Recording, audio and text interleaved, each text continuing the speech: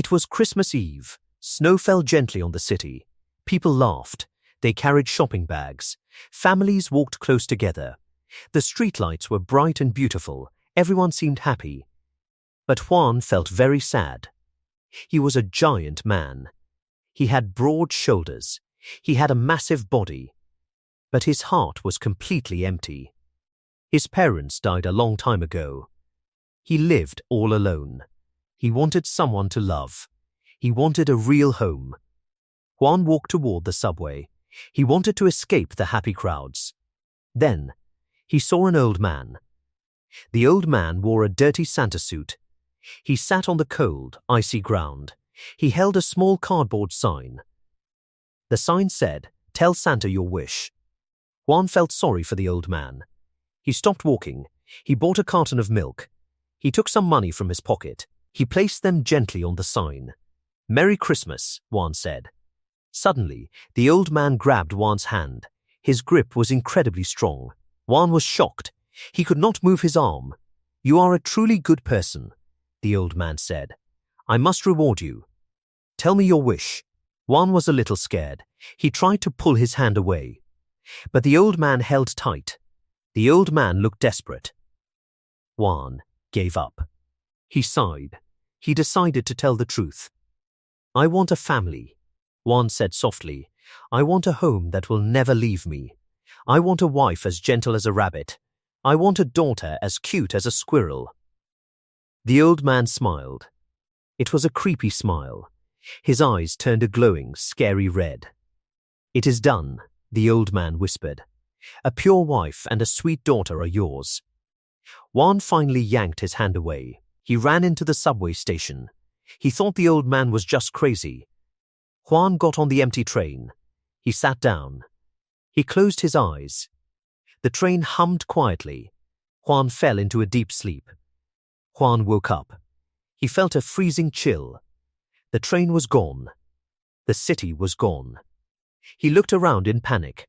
He was inside a rusty iron cage. He had no clothes on. Heavy metal chains locked his feet. A dead man sat next to him. The dead man wore dirty rags. Outside the cage, a horse pulled the cart. Guards walked next to the cart. They wore old, metal armor.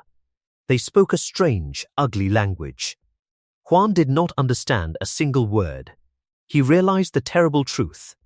He was not on Earth anymore. He was in a different world. He was a slave. Weeks passed slowly. The cart traveled far across the land. The weather was freezing. Juan was starving. The guards stopped at different villages. They sold slaves to the local people. People bought the strong and healthy slaves. But no one bought Juan. He looked too weak. He looked too broken. Juan lost all hope. He felt totally alone in this cruel place. Why should he keep living? This new world was pure hell. He looked at the dirty floor of the cage. He saw a rusty metal fork. Juan picked up the fork. He held it tight in his big hand. He decided to end his life. Death would stop the cold. Death would stop the pain. He pressed the sharp fork to his neck. He closed his eyes. He got ready to push. Then he heard a soft voice. He opened his eyes. A woman stood outside the iron bars. She was beautiful. She had a kind, warm smile. A little girl hid behind the woman's dress. The girl had big, cute eyes. She had messy blonde hair. She looked just like a small squirrel. The woman reached into the cage. Her hand shook with fear. She gave Juan a piece of crusty bread. Juan stared at them. He felt a warm spark in his cold heart. He dropped the fork. It hit the floor with a loud clang. The heavy wooden cart finally stopped in front of a small, cozy cabin hidden deep in a quiet forest. For Juan, everything changed the moment he stepped inside. It was nothing like his cold, rusty iron cage. The air was warm, smelling of burning wood and fresh food. At a simple wooden table sat a beautiful woman and a little girl with messy blonde hair. The soft light from the fireplace glowed on their faces as they ate. The little girl slurped her hot soup with so much joy that the whole room felt bright and happy. Juan stood quietly and watched them. The woman was as gentle as a rabbit, and the girl was as cute as a tiny squirrel. Suddenly, it all made sense. The crazy old Santa Claus he had met back in the city had not lied. The old man's promise was coming true. Juan's reward had finally begun. As they ate, Juan watched a beautiful moment unfold. The mother gently pushed her own bowl toward her daughter, claiming she wasn't hungry. But the little girl was smart. She knew they were both starving. She took her spoon and carefully poured exactly half of her soup back into her mother's bowl. A look of deep, pure love washed over the mother's tired face as they smiled and finished their meal together. However, this happy home held a dark and painful history. Just a few days earlier, their peace was shattered. The cruel village chief had kicked open their door. He told the terrified mother, Rigi, that the village leaders had made a decision. Her abusive husband had recently been killed by wild wolves. Now, a cart full of slaves had arrived, and she was forced to take one as her new husband. Rigi had felt like her world was ending. Her first husband had beaten her terribly. Her only light in the dark was 5-year-old Dorothy, her dead husband's daughter. Rigi loved the child deeply and swore to protect her. The thought of another violent man entering their lives filled her with dread. The next morning, Rigi and Dorothy walked to the village gates to face their fate. On the dirt road, they saw a large wooden cart carrying a heavy iron cage. Inside sat a massive man hiding in the shadows. It was Juan. Rigi froze. She noticed the hollow, desperate look in his eyes. He was holding a sharp metal fork to his own neck, ready to end his life. The mean village chief walked up and began insulting Rigi. Despite her fear, Rigi felt a deep pity for the desperate man in the cage. She knew what it felt like to want to die. Reaching into her basket, she bravely handed a piece of fresh bread through the cold iron bars. That small, warm act of kindness changed everything for Juan. The pure innocence of the child and the gentle care of the woman pushed away his dark thoughts. He dropped the fork. He wanted to live. The chief angrily snatched the basket away and ordered Rigi to go home. Once she was gone, soldiers dragged Juan out of the cage. His bread fell into the mud. He was forced to his knees beside 2 other weak slaves. What happened next would haunt Juan forever. Without warning, the soldiers drew their swords and killed the other 2 slaves right there in the dirt.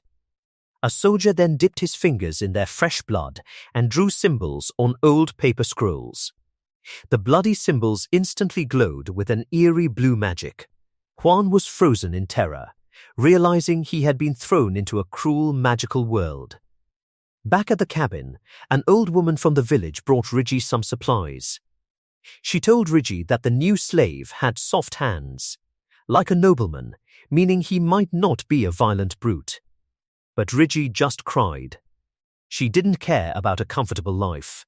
She only prayed for a man who would leave her and her daughter in peace.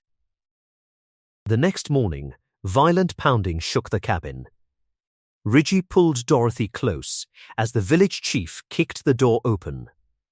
He dragged a massive, bleeding man into the room. It was Juan. Seeing this giant man hurt and treated like an animal, a rare spark of anger flashed in Rigi's timid heart. She yelled at the chief for being so cruel. Then she looked up and recognized Juan. He was the man she had given the bread to. Juan was just as shocked. Why was his saving angel shaking with fear? Impatient, the chief grabbed their hands. He forced Juan's huge, rough fingers to lace tightly with Rigi's small, shaking ones. "You are now husband and wife," the chief declared coldly, slamming the door as he left. Left alone in the quiet cabin, Juan gently squeezed Rigi's hand. He looked at his frightened new wife and the sweet little girl hiding behind a chair. His heart raced in his chest. The old man's magical promise was real. His new life had finally begun. Juan remembered the strange promise of the old Santa. The old man had promised him a pure-hearted wife and a sweet daughter. Now, looking at Rigi, Juan saw a gentle rabbit. Her little girl looked just like a tiny, wide-eyed squirrel. Juan could hardly believe it. Had that crazy old man actually granted his wish? But reality quickly brought a wave of anger. Sending him to a cruel, alien world felt like a sick joke. Why couldn't the gift be given gently? Instead, he had faced pain and humiliation. Juan lowered his head. Silent anger darkened his face. He ground his teeth. If he ever saw that Santa again, he would make him pay. His intense fury rolled off him like a wild bear. Instinctively, the mother and daughter shrank back in fear. After the awkward introduction, the village chief and some men took Juan into the woods. The chief yelled something in a harsh, strange language. Juan couldn't understand a single word. His head spun. Then, a blond man stepped up and offered his hand. Juan smiled and took it. Instantly, the man squeezed hard. It was a test of strength. The man's face twisted with effort. Juan frowned. He squeezed back just a little. Effortlessly, Juan lifted the young man clean off the ground. The man dangled in the air and screamed. The chief yelled in shock. The man's hand turned an angry red under Juan's grip. After Juan let go, the man fell to his knees, clutching his hand. The chief quickly changed his tune. He started waving his arms wildly. He handed Juan a bow and arrows. He even hopped around like a rabbit to explain. They wanted him to hunt. The chief pointed at the bushes and yelled. Juan saw a small white rabbit eating leaves. He had never used a bow before. Still, he took a firm stance and pulled the string. The arrow flew with terrifying speed. It hit the ground so hard the rabbit jumped and ran away. He had missed completely. Yet, the chief jumped for joy. Juan was totally confused. Why were they praising a missed shot? Just then, Juan saw Rigi and the little girl walking toward him. His heart raced. He realized this was truly his family now. A deep blush spread across his face. Everyone looked confused by the giant, shy man. Later, they shared a simple meal in the woods. Rigi made hot soup with vegetables and meat. Tension filled the air. When Juan picked up his spoon, the mother and daughter flinched. He stopped. His heart broke at their fear. Slowly, a warm smile spread across his face. It melted away his cold look. For years, he had been totally alone. Now, he had a family. The feeling was strange, but wonderful. He looked at the sky and smiled.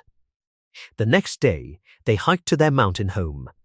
Juan carried the heavy bags easily, but he kept looking back. Rigi and the girl were exhausted. Juan couldn't speak their language to ask if they were okay. He remembered his mother's advice. When you want to protect someone, do not hesitate. Juan turned around and walked straight toward them. Rigi looked terrified. She begged for mercy with her hands. The little girl started to cry. Juan sighed. He knew his huge size scared them. He knelt down to look friendly. Softly, he spoke a single word to ask permission. Then, he gently reached out. With incredible ease, he lifted them both. Rigi sat on one broad shoulder.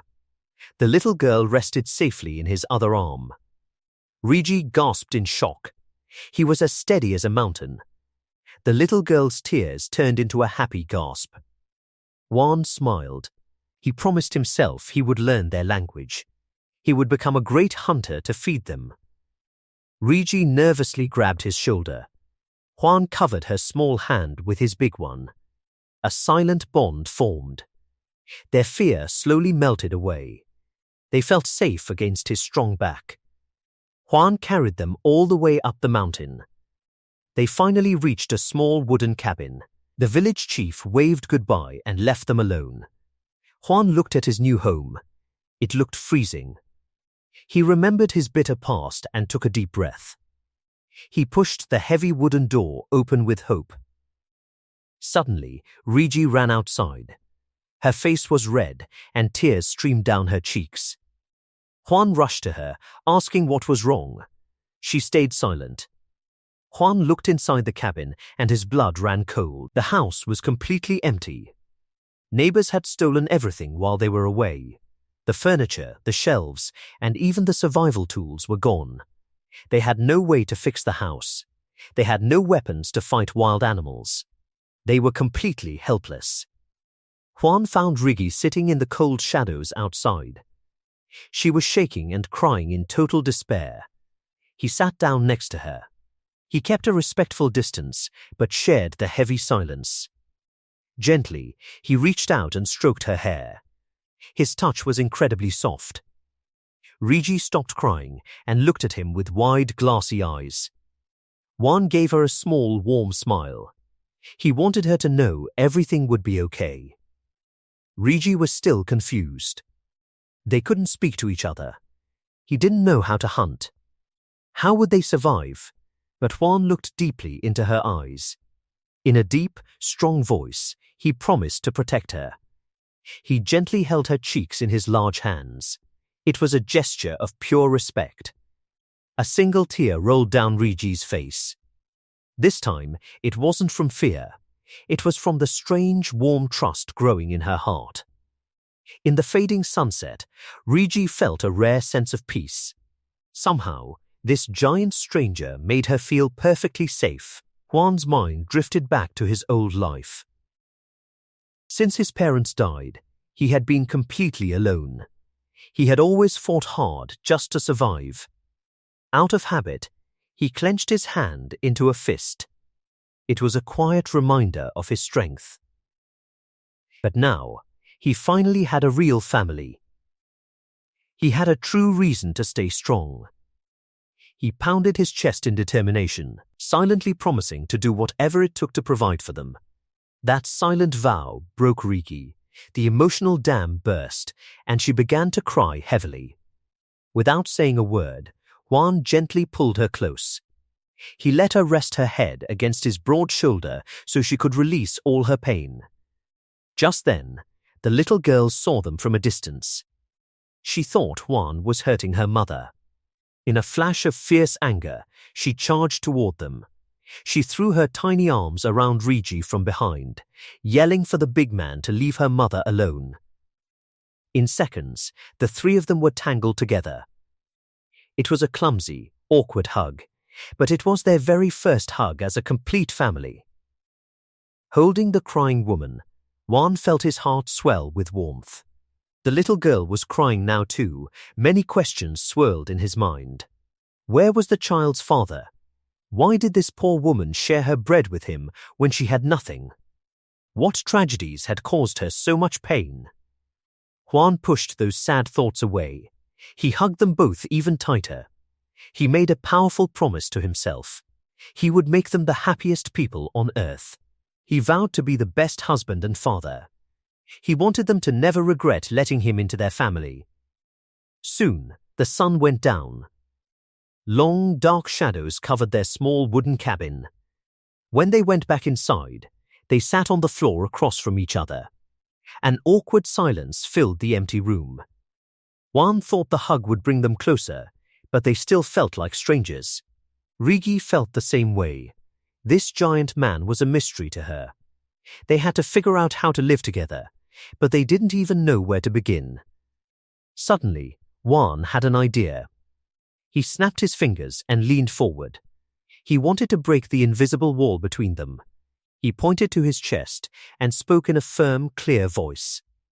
Kim Juan, he said. He repeated it slowly. Kim Juan. He hoped they could at least learn his name. It worked. Rigi looked up in surprise and softly repeated the sounds. Juan smiled and held out his hand, silently asking for her name. She paused, then whispered, Ri. She took a deep breath and said it clearer. Rigi, Juan said with a huge smile. What a beautiful name.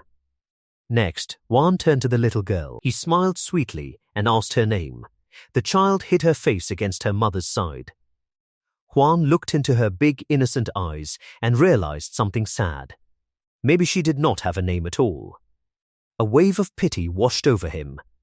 Without hesitation, he gently stroked her messy hair.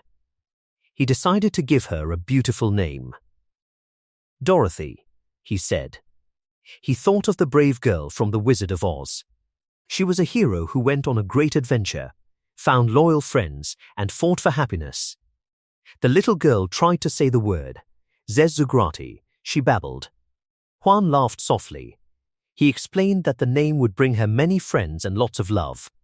She didn't understand the words, but she understood his kind tone. Her face lit up with a huge smile. She tried again and said it perfectly. Dorothy, with their names shared, their new life truly began. Juan went outside to work. He swung his axe into the wood with powerful, steady chops to fix the house. From a safe distance, Rigi watched him. He was much bigger and stronger than her late husband. Yet, he was incredibly gentle with her. She had never met a man like him. She softly whispered his name to herself. Juan, she had no idea where he came from, but saying his name felt warm and sweet.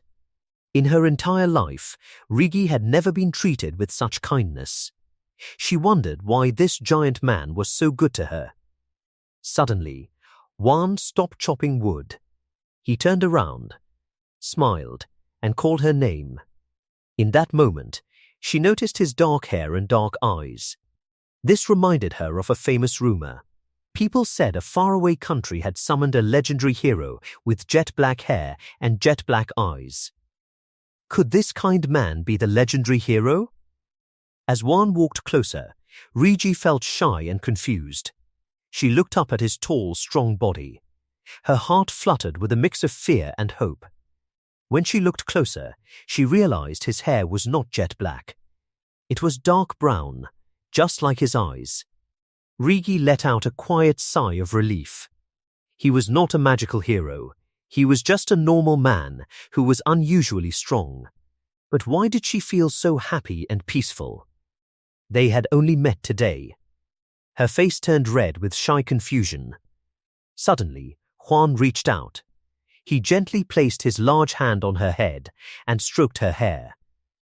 Rigi froze. In her painful past, a man's raised hand always meant she was going to be hit. But Juan's hand just brushed through her hair. It was so gentle and warm. Instead of wanting to hide, she felt safe. She secretly wished he would never stop petting her hair. Seeing her relax, Juan gently pulled her a tiny bit closer. His own face started to turn red. Rigi looked so peaceful. Without warning, Juan slowly leaned forward and gently pressed his lips against hers. It was a sudden, sweet kiss. Rigi opened her eyes wide in shock, but she did not pull away. In that short moment, all her worries disappeared. All she felt was the pure sweetness of their first kiss. Then, Juan pulled back very fast. He looked completely shocked by his own actions. His face turned bright red. He stammered, but no words came out. He was incredibly embarrassed. The silence between them felt very heavy. Needing an excuse to run away, Juan grabbed a wooden water bucket. He held the handle tightly. Without saying a word, he turned around and sprinted toward the stream. He left Rigi standing there all alone. Her face was burning hot, and her heart was beating fast. She just stood there, happily thinking about the kiss. Meanwhile, Juan walked by the dark stream. He scolded himself out loud for moving too fast. He paced nervously, reminding himself that they were still strangers who could not speak the same language. The more he thought about it, the more panicked he became. He walked around in a fog of worry. Lost in his thoughts, Juan walked deep into the dark woods. Suddenly, a terrible chilling howl echoed through the trees. It broke the quiet night. Juan jumped. He told himself to focus, get the water, and go back to his family. But then, a cold shiver ran down his spine. Sweat dripped down his forehead. Out of the pitch-black bushes, a giant wolf slowly stepped forward. Its eyes glowed like burning red coals. It blocked Juan's path completely. The beast growled deeply and showed its sharp, terrifying teeth. This was a true monster of the night. Juan took a slow step backward. He stood perfectly still, gripping the wooden bucket tightly. He tried to stay calm, knowing the deadly beast was about to attack. Juan did not run away. He slowly put the wooden bucket down. He grabbed a heavy fallen log. It was a terrible weapon, but it was all he had. He gripped the rough wood tightly. He stared right into the giant wolf's glowing red eyes. He was ready to fight for his life. The beast jumped at him with terrifying speed. Juan swung the log hard. He blocked the wolf's deadly bite. The crash shook his bones. The wolf was incredibly strong and completely wild. It pushed forward and threw Juan backward. Juan flew through the air and hit a tree hard. His vision blurred, and he saw stars. Pain shot through his entire back. But Juan refused to die here. He let out a loud, angry roar. He charged right back at the terrifying wolf. He wanted to grab the monster by its throat. He squeezed his eyes shut. He put all his anger and all his will to survive into his hands. He had a family now, and he was not going to leave them. Suddenly, his arm began to burn. It felt like strange, hot energy was rushing through his veins. A sharp sound echoed in the dark woods. A bright golden light burst from his hand. Actual fire exploded from his palm. The wolf growled in fear. The magical flames wrapped around the giant beast. Juan was completely shocked, but he didn't stop fighting. He jumped onto the wolf's back. He pushed all of this new wild energy into his burning fist. He punched the beast as hard as he could. The fiery strike lit up the dark forest. The wolf collapsed immediately. It was dead in an instant. Even after the wolf stopped moving, Juan kept punching the air. His heart hammered in his chest. His body was running on pure adrenaline. Finally, he stopped. He fell onto the soft grass, breathing heavily. He looked at his hands in pure disbelief. He knew they had just been on fire. Yet, his skin was perfectly fine. His clothes were not burned at all. It was a complete mystery. Juan sat there, totally amazed. He had just used real magic. He remembered reading comic books and stories back home. In those stories, people who traveled to new worlds often got superpowers. Maybe he was like a hero in those stories now. He felt a sudden burst of hope. He pointed his hand at the dark sky. Fire, he yelled. Nothing happened. Only the cold wind blew through the trees. He tried again. His voice grew louder. Fireball, wall of flame, dragon's breath. He even tried waving his arms around. He felt a little silly. Nothing worked. The magic was gone. However, he knew it was not a dream. The pain in his back was completely gone. The magic had healed the bruises from hitting the tree. Juan looked up at the bright stars and smiled. If he could learn to control this fire magic, he could easily protect Reggie and Dorothy. He could hunt big animals to feed them. He could even heal them if they got sick. This power was an absolute miracle. Sitting in the quiet woods, old memories suddenly washed over him. After his parents died, only his grandfather had loved him. But then, his grandfather died in a sudden accident. Juan was left all alone with cruel relatives. He remembered his grandfather's funeral perfectly. An angry uncle had hit him hard. The uncle called Juan a curse. He screamed that Juan was the reason his parents and grandfather were dead. From that day on, everyone treated Juan like a monster. He was just a lonely high school student, but they hated him.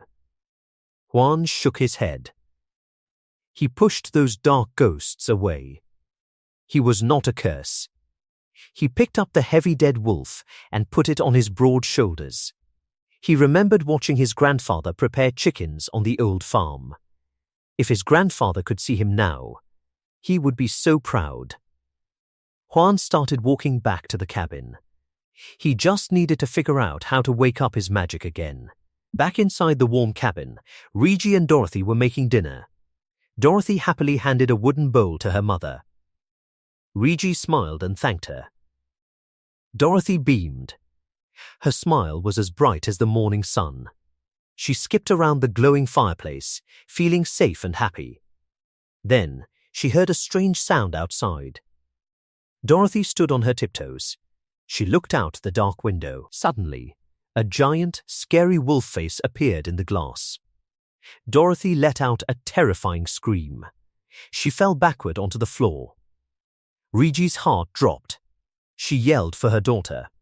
Rigi didn't freeze in fear. She grabbed a dull kitchen knife. It was her only weapon, but she didn't care. She ran to the door, pushing Dorothy behind her legs.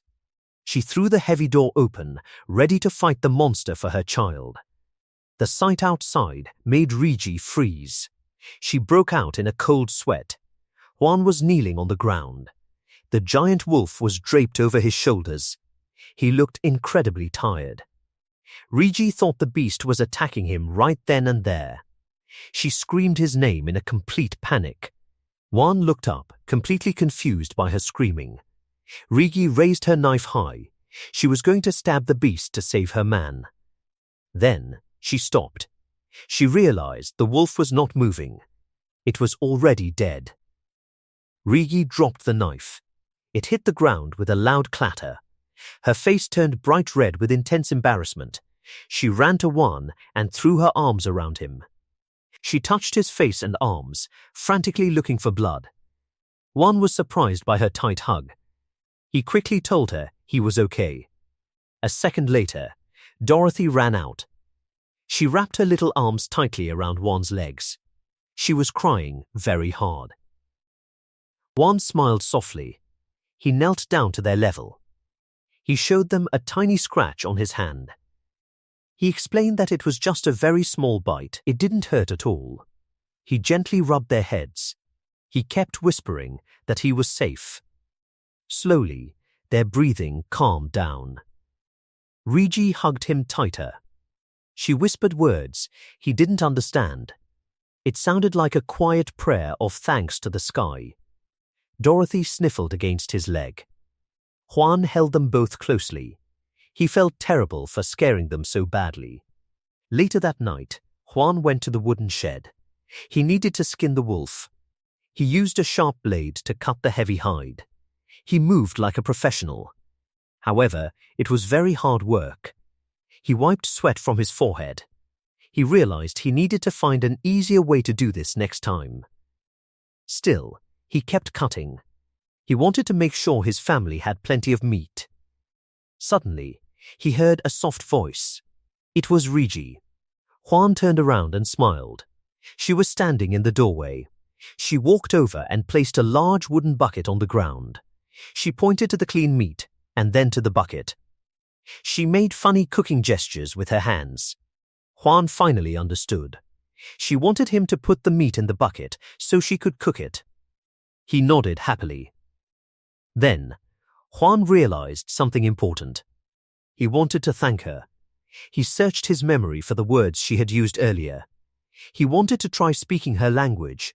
His tongue felt thick and clumsy. "Go ama," he stuttered.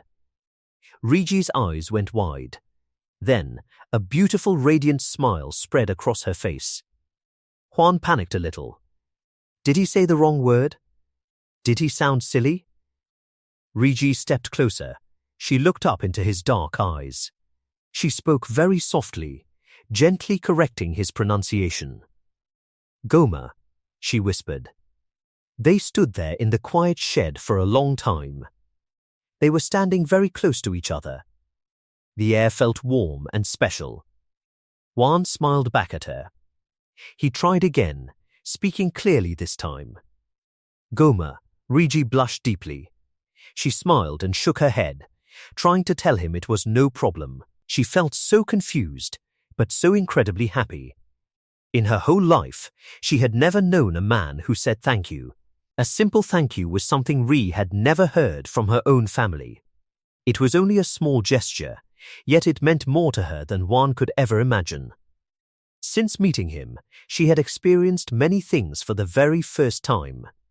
Suddenly, the memory of their first kiss flashed across her mind. Her cheeks instantly turned bright red. A wave of shyness, mixed with curiosity, rushed through her.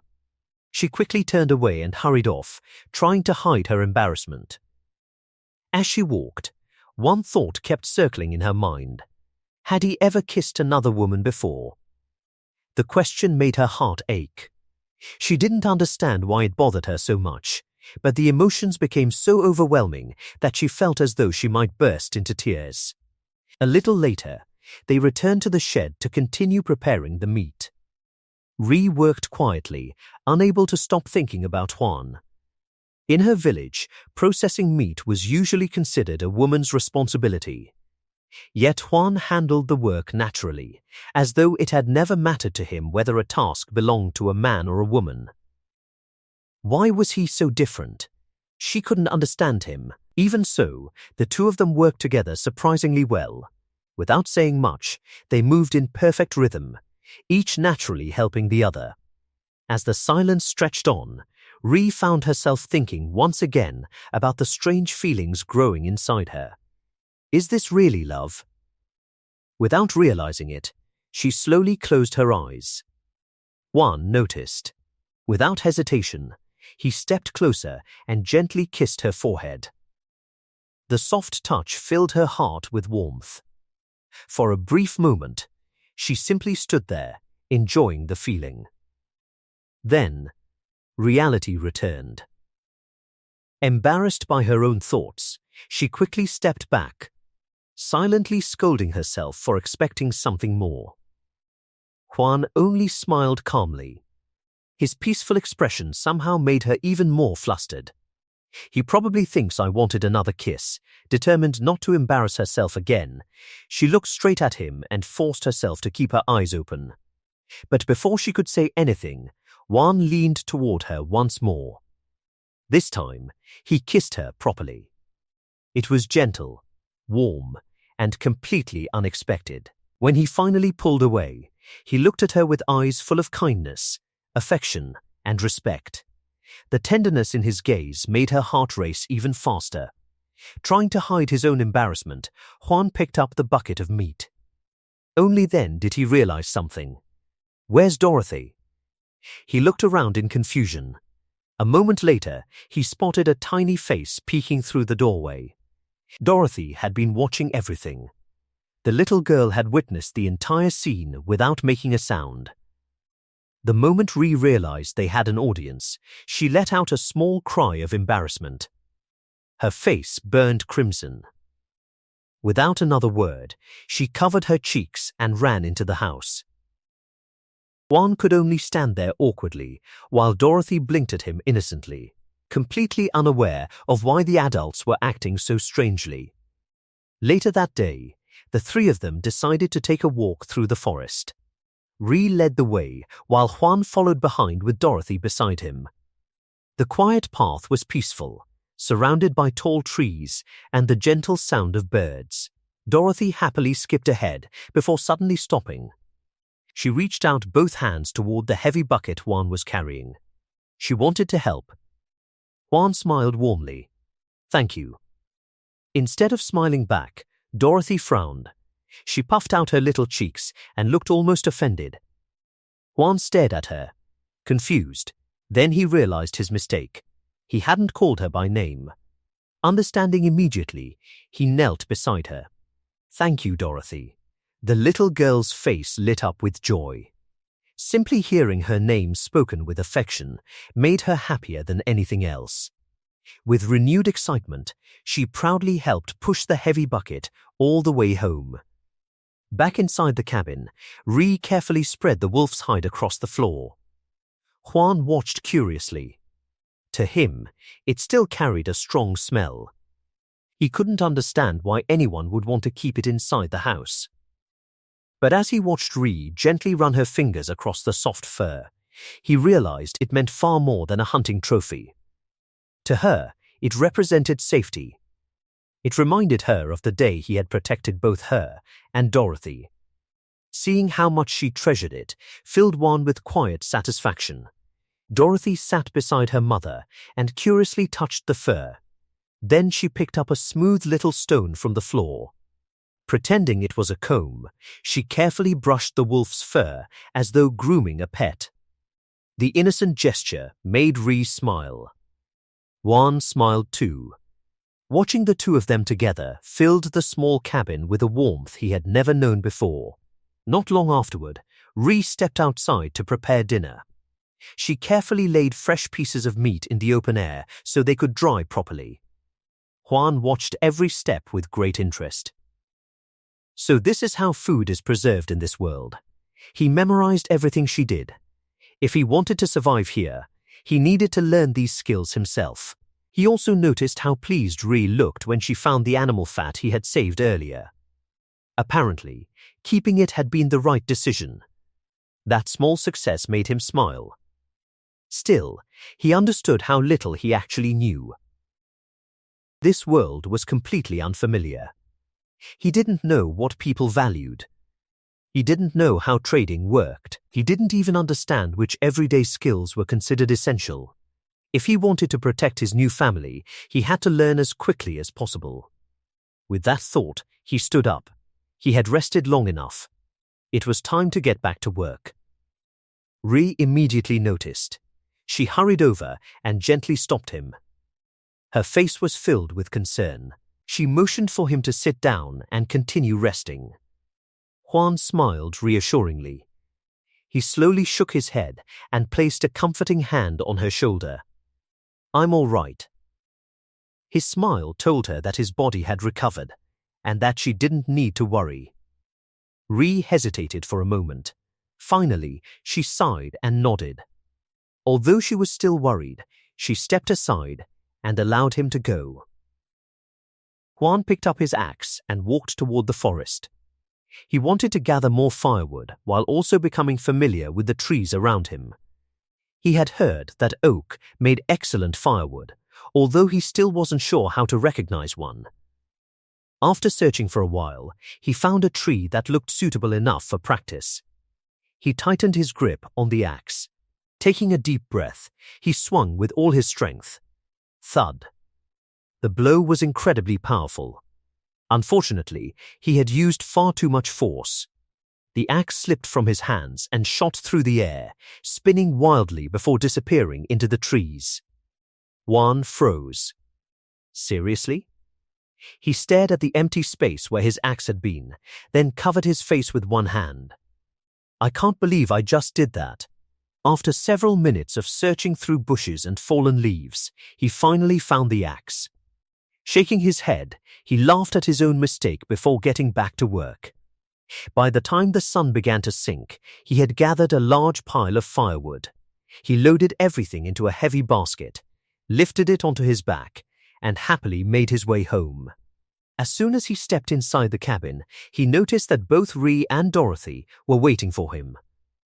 The worried expressions on their faces disappeared the moment they saw him. Before Juan could even greet them, Rai hurried over, grabbed his hand, and gently pulled him inside. She sat him down without saying a word. Juan blinked in confusion. Then she carefully took his rough hands into hers. Using a damp cloth, she slowly wiped away the dirt, dust, and sweat that covered them. Juan felt strangely embarrassed. No one had ever cared for him like this before. He wasn't sure how to react. Nearby, Dorothy watched the scene with great interest. Suddenly, her eyes sparkled with excitement. She had an idea. Without warning, she turned around and ran outside. Juan and Ri looked at each other in confusion. A few moments later, Dorothy returned carrying a small container filled with water. It was clearly too heavy for her. Water splashed over the sides with every step, leaving a trail across the floor. Even so, she proudly made it all the way back. Without hesitating, she lifted the container and poured the water straight onto Juan. Splash! Cold water soaked him from head to toe. For a second, Juan simply sat there, in complete silence. Then, he looked at Dorothy's hopeful little face. She had only wanted to help. How could he possibly be angry? A smile spread across his face. Ree couldn't hold back her laughter any longer. The cabin quickly filled with cheerful laughter, replacing the earlier worry. Dorothy tilted her head in confusion. She seemed disappointed, almost as if she had expected a much bigger reaction. Seeing her expression, Juan chuckled softly. He knelt down beside her and gently stroked her head. "Thank you, Dorothy." The little girl's face immediately brightened. Receiving praise from her new father made her happier than anything else. Excited, she spun around, ready to run outside again and bring even more water. Juan quickly stood and stopped her before she flooded the entire house. Ree laughed even harder. Watching the two of them together made her heart feel lighter than it had in years. Only a few days earlier, she had believed happiness was impossible. Now it was right in front of her. More than anything, she wanted to protect these precious moments forever. As evening settled over the forest, thin curls of smoke rose from the cabin's chimney. From a distance, it looked like any ordinary home. Inside, however, a new family was slowly learning how to live together. Dinner was finally ready. Fresh meat filled the table, the result of all their hard work. Dorothy had exhausted herself during the day and had already fallen asleep before the meal began. Juan and Ree quietly ate together. Neither of them felt the need to speak. The silence between them wasn't awkward. It was peaceful. For the first time, they felt comfortable simply sharing each other's company. After dinner, both of them looked toward Dorothy. She was sleeping soundly with her thumb tucked into her mouth. The innocent sight brought gentle smiles to both of their faces. Juan carefully lifted her into his arms. She didn't wake. Her small body rested peacefully against his chest. He carried her to the bed beside the fireplace, where the warm flames filled the room with gentle heat. Slowly, he covered her with a blanket and made sure she was comfortable before quietly stepping away. Meanwhile, Ree remained by the fire, cleaning up after dinner. She carefully washed the dishes, unaware that Juan had walked back inside. Without saying a word, he reached out and gently took her hand. The sudden touch made her freeze. She looked up at him in surprise. Her cheeks turned bright red. Juan himself wasn't entirely sure why he had done it. It felt almost as though his heart had acted before his mind could catch up. Slowly, he pulled her closer. She didn't resist. Instead, she allowed herself to rest against his chest. For several quiet moments, neither of them spoke. She could hear the steady rhythm of his heartbeat. Somehow, it made her feel safe. Still holding the damp cloth in her hand, Ree reached up shyly and gently wiped the sweat from the back of his neck. It was such a small gesture, yet it carried more affection than words ever could. Her heart pounded so loudly she thought he might hear it. She reminded herself that caring for her husband was simply part of being a wife. Gathering every bit of courage she had, she carefully lifted the edge of his shirt. She wanted to wipe away the sweat on his stomach as well. The moment her fingers brushed his skin, both of them froze. Ree instantly looked away. She was so embarrassed that she could barely breathe. Juan simply smiled. His eyes were warm and gentle. There was no teasing, no impatience, only affection. Even so, the closeness became almost too much for Ree to bear. Noticing her nervousness, Juan gently took her hand again. Their eyes met. The room grew completely still. Outside, only the soft sound of insects could be heard. Leaning closer, Juan whispered softly, "It's time to sleep." Hand in hand, Juan and Ree walked into the cabin's only bedroom. A small lantern filled the room with a soft golden glow. The warm light made the simple wooden room feel peaceful and inviting. Ree's heart was beating so fast that she thought it might burst. She knew what usually happened on a couple's wedding night. The thought immediately brought back painful memories. She remembered her father, his angry face, his cruel voice. She remembered him beating her mother until late into the night. She remembered hearing her mother cry while her father shouted that she would only be hit harder if she didn't stop crying. As a little girl, Ree had hidden in fear, believing that one day she would suffer the same fate. Tonight, she thought that day had finally come. She expected pain. She expected fear. She expected tears. Instead, Juan simply smiled at her. He gently lay down beside her without forcing anything. Dorothy, who had been sleeping peacefully, rested between them. The three of them shared the same bed because the cabin had only one room. For ordinary villagers, this was completely normal. Juan looked at Ree quietly. She really is my wife now, he thought. A gentle smile appeared on his face. Silently, he prayed that nothing would ever separate them. He wished for nothing more than to protect Ree and Dorothy for the rest of his life. With those thoughts in his heart, he slowly closed his eyes. Morning arrived with the gentle crackling of firewood in the fireplace. Ree slowly opened her eyes. For a moment, she forgot where she was. Then she realized she was lying safely beside Juan. Her head rested comfortably on his arm. On the other side, Dorothy was still sleeping peacefully against him. Ree let out a long sigh of relief. The wedding night she had feared since childhood had never happened. There had been no violence, no shouting, no tears, only warmth, only peace. She quietly moved a little closer to Juan.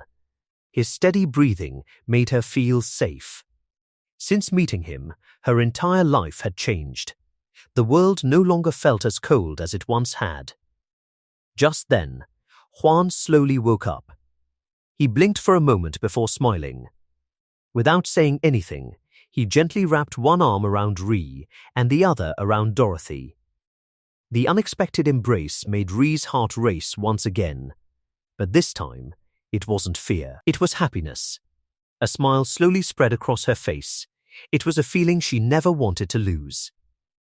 After making sure Dorothy was still asleep, Juan carefully slipped out of bed.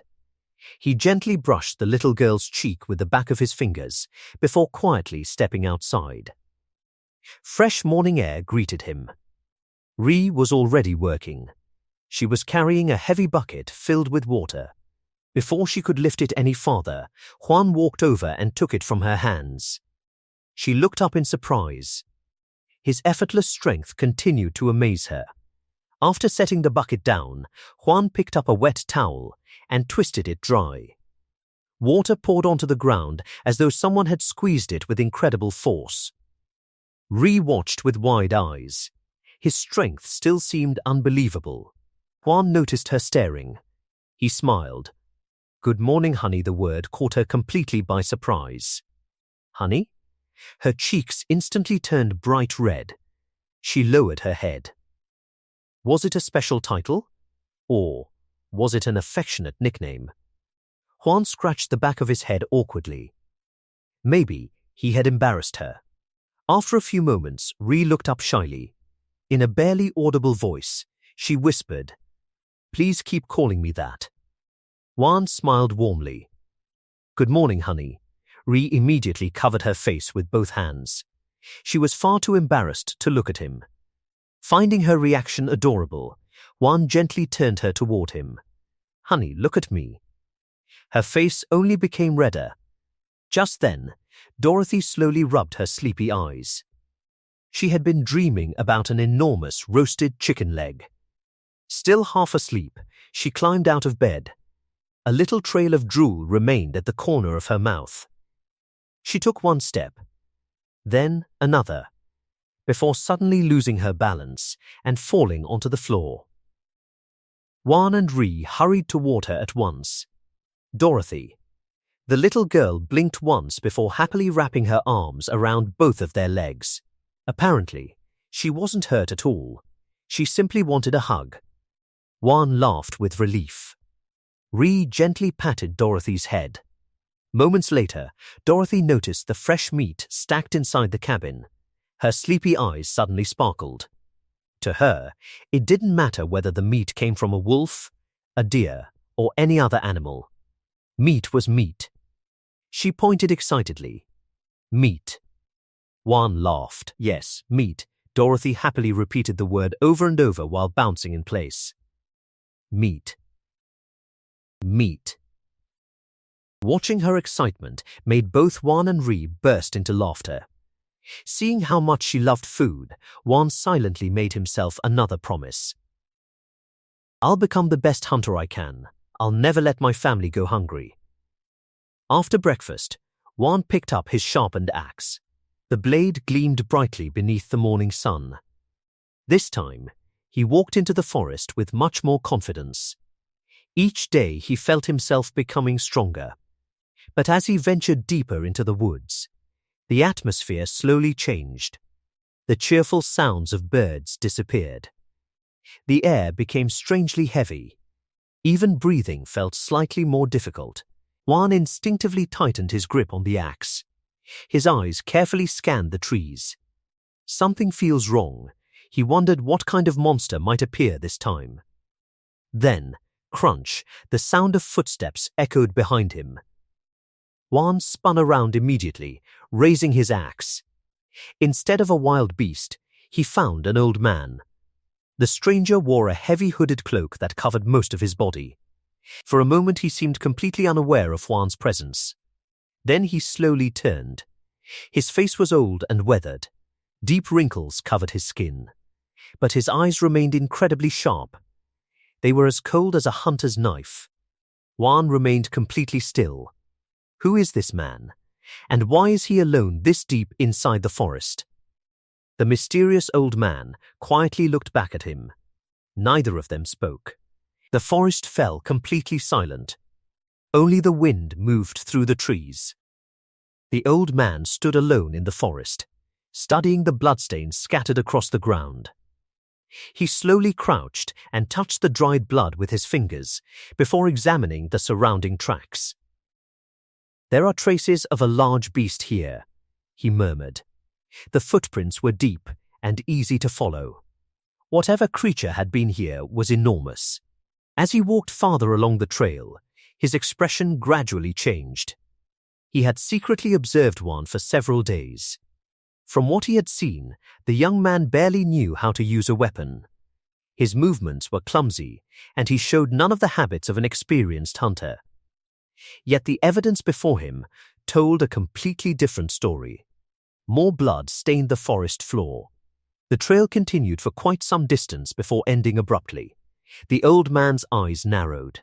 Impossible, even a skilled hunter would struggle to bring down such a massive beast alone. And yet, someone had done exactly that. I need to see him for myself. Without wasting another moment, he followed the trail toward Juan. Back in the present, the two men stood face to face in silence. The old hunter's attention immediately fell on Juan's hands. Several bite marks were clearly visible. He studied them carefully. Those are wolf bites. His mind raced. The wounds should have become infected. The muscles should have been torn apart. Someone injured that badly shouldn't even be able to move normally. Yet Juan stood before him without the slightest sign of pain. The old man's expression slowly changed. There's only one possible explanation. Could he be a mage? Real mages were incredibly rare. Most ordinary people never met one during their entire lives. If Juan truly possessed magical healing, everything could change. A slow smile spread beneath the old man's hood. Not a friendly smile. A hopeful one. He whispered quietly, perhaps this is finally my chance. His eyes filled with a hatred that had been buried for decades. A chance for revenge. Juan, meanwhile, couldn't shake the uneasy feeling in his chest.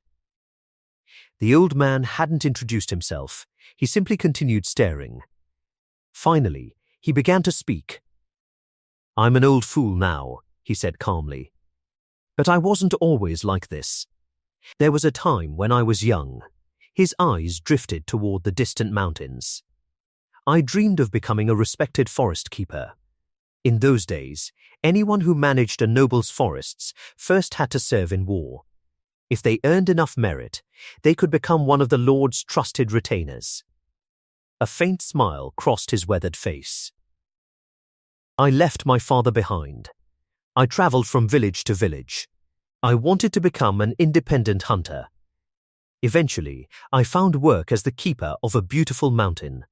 The forests were rich. Game was plentiful. It seemed like the perfect life." His smile slowly disappeared. But there was one problem. There wasn't enough firewood. So the villagers often went deeper into the mountains to gather it. "I thought nothing of it. I believed it was simply part of the job." He lowered his head. "I never asked myself why they never went any farther." His voice became much colder. "That mistake destroyed my life." He clenched both fists beneath his cloak. "I never imagined goblins lived in those mountains." Hatred filled every word he spoke. They kidnapped women. They forced them to bear children. They destroyed families. Only now did Juan understand why the old man's eyes carried so much pain. The villagers already knew. They kept it secret. They let me walk straight into danger. I survived. But everything else was taken from me. Silence filled the forest. The old hunter slowly looked back at Juan. "For decades, I stayed alive for one reason. Revenge." His voice barely rose above a whisper. "I've waited all these years for someone strong enough to finish what I couldn't." Inside his own mind, the old man continued thinking. "This giant possesses unbelievable strength. His body heals faster than any ordinary human. He's exactly what I need." The goblins still hid deep within the mountains.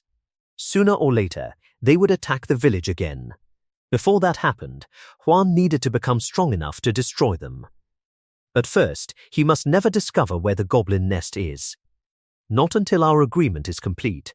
Once he's committed, he won't be able to walk away. Juan politely bowed his head. The old hunter immediately noticed something. Even while bowing, Juan kept most of his weight on his back foot. He hadn't lowered his guard. The old man smiled to himself. "Interesting. He's far more cautious than he appears." Looking directly into Juan's eyes, he finally spoke. "From today onward, I'll teach you everything I know. You'll become a true hunter." Juan blinked in surprise. The offer came completely out of nowhere. He didn't understand why this stranger wanted to help him. Still, learning how to survive in this world was exactly what he needed. Before he could ask another question, the scene shifted to the following morning. Juan slowly opened his eyes. "It feels like I only just fell asleep, and it's already morning." Inside the cabin, Ree and Dorothy were grilling meat over the fire. The smell of breakfast filled the room. Juan quietly got dressed and prepared to leave. As he passed the window, he noticed the hooded old man waiting outside. Juan frowned slightly. I'd rather not invite him inside. When he wasn't home, only Ree and Dorothy remained in the cabin. He had no intention of letting a stranger become comfortable entering their home. Outside, the old man stood patiently with a faint smile. For some reason, the smile looked incredibly suspicious. Juan almost laughed. That expression, it reminds me of an HR manager smiling during salary negotiations. Even so, he could tell the old man was trying, in his own awkward way, to behave politely. Just then, Ree called his name. She had prepared a small lunch for him. Carefully wrapping the food in cloth, she placed it into his hands. "You'll be gone all day. Please make sure you eat." Juan smiled warmly. Watching her prepare a lunch for him filled his heart with a strange happiness. She's acting just like a caring wife. Nearby, Dorothy hurried toward the door. She didn't want him to leave without saying goodbye. Ri looked at him with worried eyes. Please, come back safely. Juan nodded. I will. Dorothy quickly hugged his leg. Papa, come back safely too. Juan gently patted her head. I promise. Watching the smiles on both their faces, he felt a warmth he had never known before. Having people waiting for me, it really is wonderful. The old hunter led him deep into the mountains. They walked for a very long time. Eventually, Juan couldn't help asking himself, what exactly is he trying to show me? Finally, the old man stopped. Without saying much, he pointed toward the ground. Juan looked down in confusion. The old hunter demonstrated something with his boots, leaving fresh marks in the soil. Juan carefully compared them with the older tracks already on the ground. His eyes widened slightly. The footprints, they're different. The old hunter nodded. For the first time, Juan realized that the forest itself could tell stories. And that was where his true training as a hunter would begin. Juan watched the old man very closely. He stared at every step the old man took. Is that a special way of walking? Juan wondered in amazement. Is it a heavy stomp or a magic step? Whatever it is, I need to learn it. I must copy his exact movements.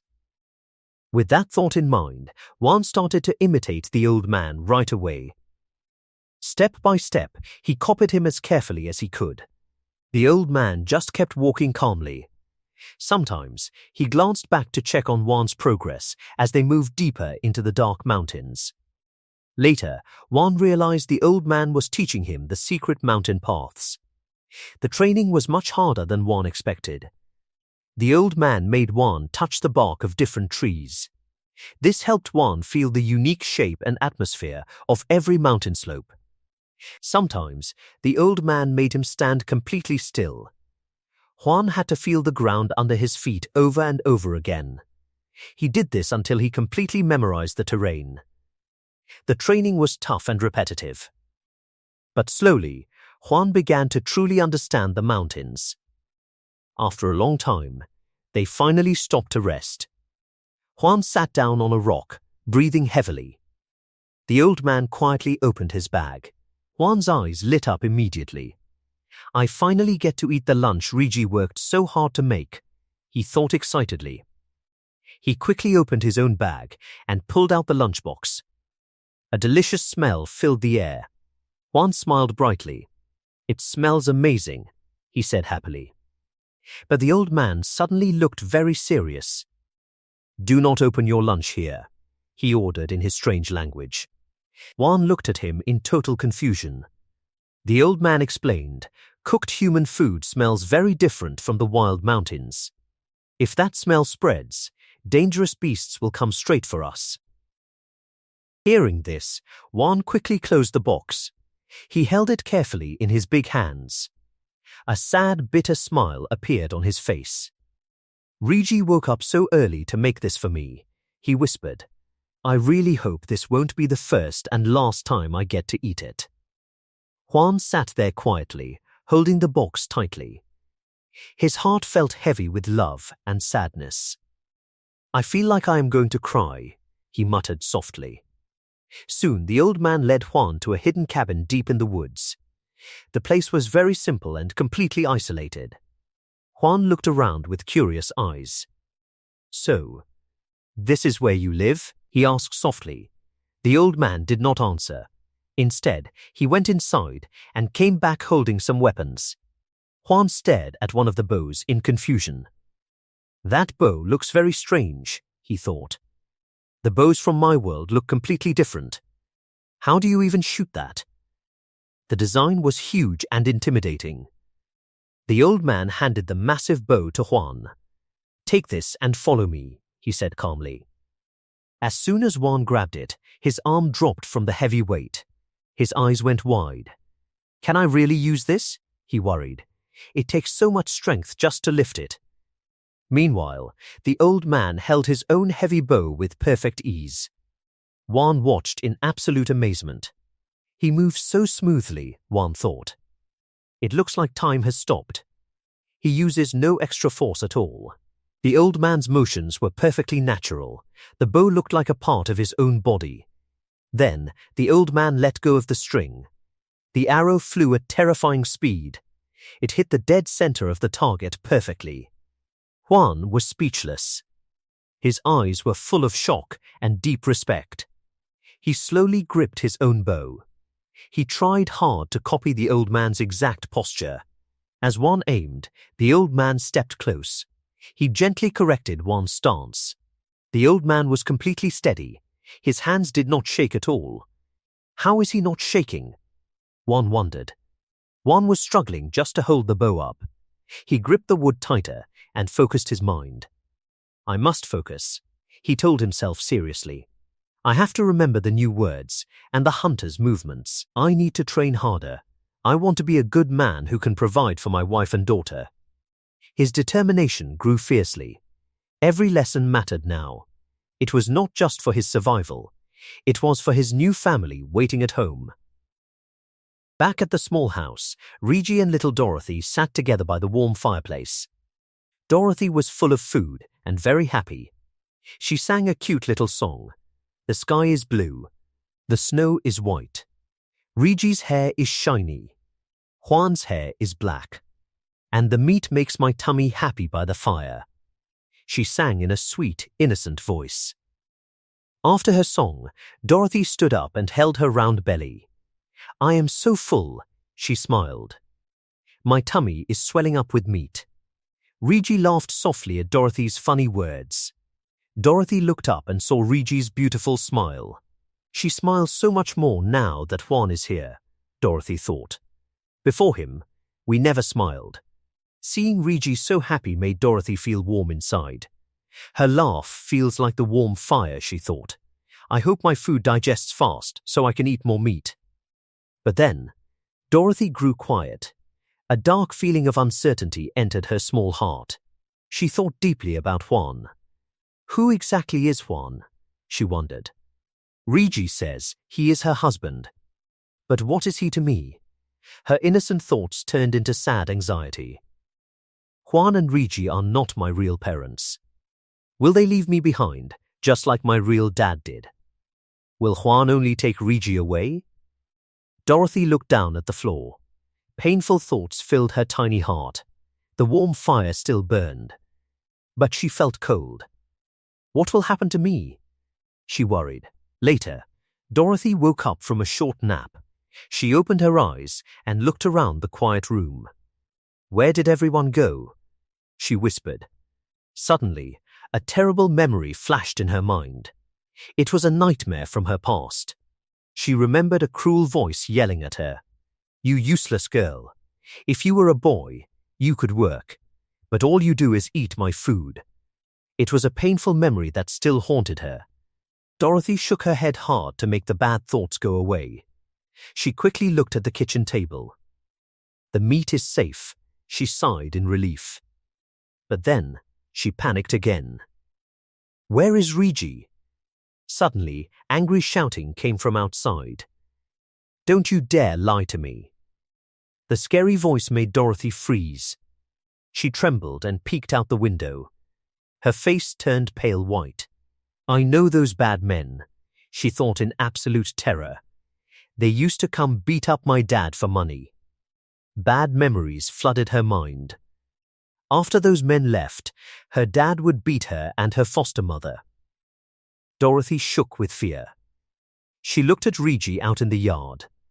Is she going to be okay? Dorothy cried silently. Will they beat her half to death? 2. Outside, a cruel man with yellow hair grabbed Regi tightly by her hair. Answer me, he screamed. What is that smell? You stole our meat, didn't you? Regi shook her head, ignoring the sharp pain. No, I did not steal it. My husband hunted it, she cried. The yellow-haired man yelled in her face. What a lie. You think hunting is easy? A man with red hair spoke up coldly. Let's check inside the cabin. Let's see what she is hiding. Regi panicked. No, please. My husband really hunted it. I am not lying. She begged desperately. The bad men did not care. They threw Rigi roughly onto the hard dirt. Then, they forcefully entered the house. As soon as they stepped inside, their greedy eyes saw the giant wolf skin. "It is huge." The yellow-haired man gasped in shock, his face filled with greed. "We can sell this for so much money." We struck gold. He turned to the other men. "Search the whole place. Do not miss anything." One man looked around and shouted happily, "Hey, I found fresh meat." Under the bed, little Dorothy hid in the dark. She was shaking uncontrollably, trying not to make a single sound. One of the men looked at the wolf skin again. "Did that giant bastard actually hunt a wolf?" He whispered in disbelief. Right at that exact moment, Rigi rushed into the house. She screamed desperately at them. "No. Do not touch that. That belongs to us." Their leader, a man with messy yellow hair, looked at Rigi with a mocking smile. "Look at her now," he sneered. "Not long ago, she wouldn't even dare look us in the eye." The others laughed. One of them, Koparson, suddenly shoved Rigi with all his strength. She lost her balance and crashed onto the wooden floor. More laughter echoed through the cabin. "She's acting brave now that she has a husband," another man mocked. "She thinks someone can protect her." Rigi slowly tried to get up, her hands shaking. As she lifted her head, her eyes briefly moved toward the space beneath the bed. Hidden in the darkness was little Dorothy. For a split second, panic flashed across Rigi's face. If these men found the child, they would never leave her alone. She quickly looked away, pretending she hadn't seen anything. She couldn't let them notice where Dorothy was hiding. Under the bed, Dorothy pressed both hands over her mouth to stop herself from making a sound. Her tiny body trembled with fear. She closed her eyes tightly, praying the men would leave without finding her. The yellow-haired man continued laughing. "Do you really think your life has changed?" he asked Rigi. "Do you think your new husband can save you?" One of the men hesitated. "What if the mountain guardian finds out?" The leader waved the concern away. "He doesn't understand our language. As long as nobody tells him, we're safe." The group laughed again.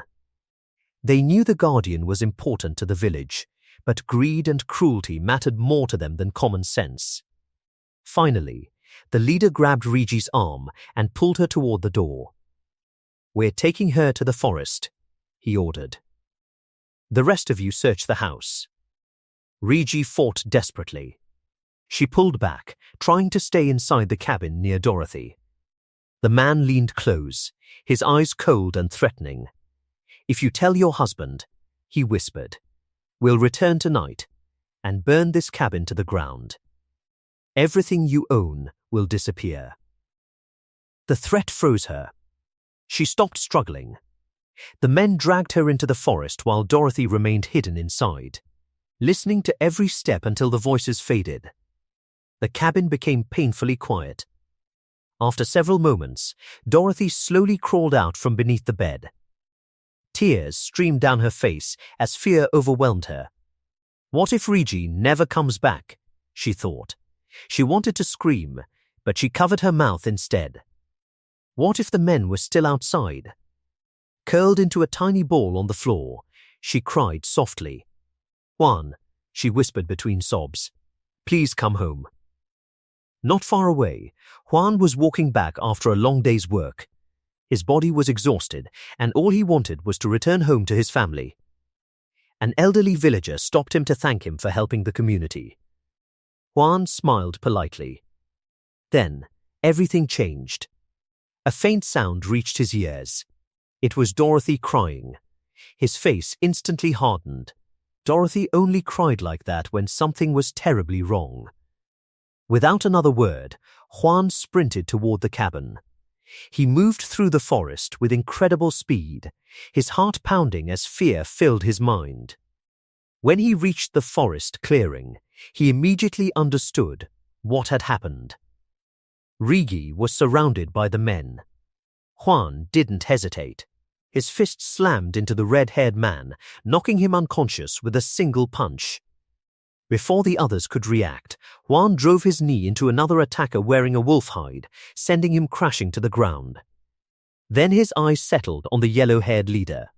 Juan grabbed him around the waist and threw him violently onto the ground. His anger exploded.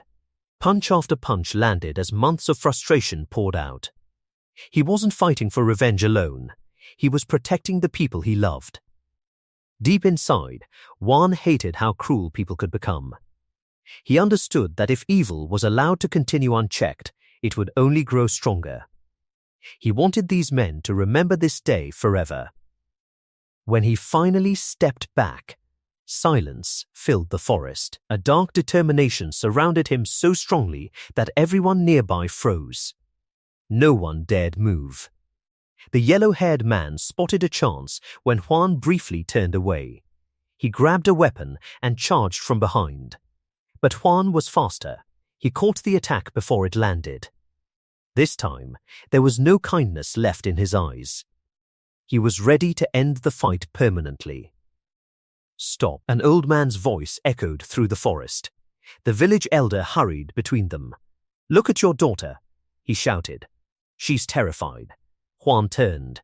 Standing nearby was Dorothy. She was crying uncontrollably, her small body shaking with fear. The sight instantly broke through his anger.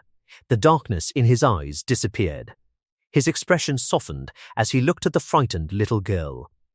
Rigi watched everything in silence. She had always known Juan as a gentle, quiet man. She had never imagined he could become so frightening when protecting his family. For a brief moment, the violence reminded her of her first husband, whose anger had only brought pain. Fear crept into her heart. What if Juan became the same? Then she looked into his eyes. There was no hatred, no cruelty, only worry, only love. He looked more concerned that she was frightened than proud of defeating the men. Slowly, Juan walked toward her. He softly called her name. Rigi lowered her eyes. Her hands were still trembling. She couldn't understand why this man cared so deeply for someone like her. She believed she had nothing left to offer anyone. Yet Juan treated her as though she were the most precious person in the world. She wanted to thank him. She wanted to tell him she wasn't afraid. She wanted him to know he had saved her. But they didn't share the same language. Words weren't enough. Instead, Rigi slowly reached out her hand. Very softly, she whispered his name. When their hands touched, warmth spread through her body. The fear that had filled her heart slowly disappeared. The memories of the cruel men faded. For the first time in a long time, she truly felt safe. Tears filled her eyes as gratitude overwhelmed her. She finally understood something she had never believed was possible. As long as Juan was beside her, she would never have to face the world alone again. For the first time in her life, she finally felt like she had found a real home. Slowly looked toward Rigi, who was still holding his hand tightly. In a gentle voice, he softly called her name.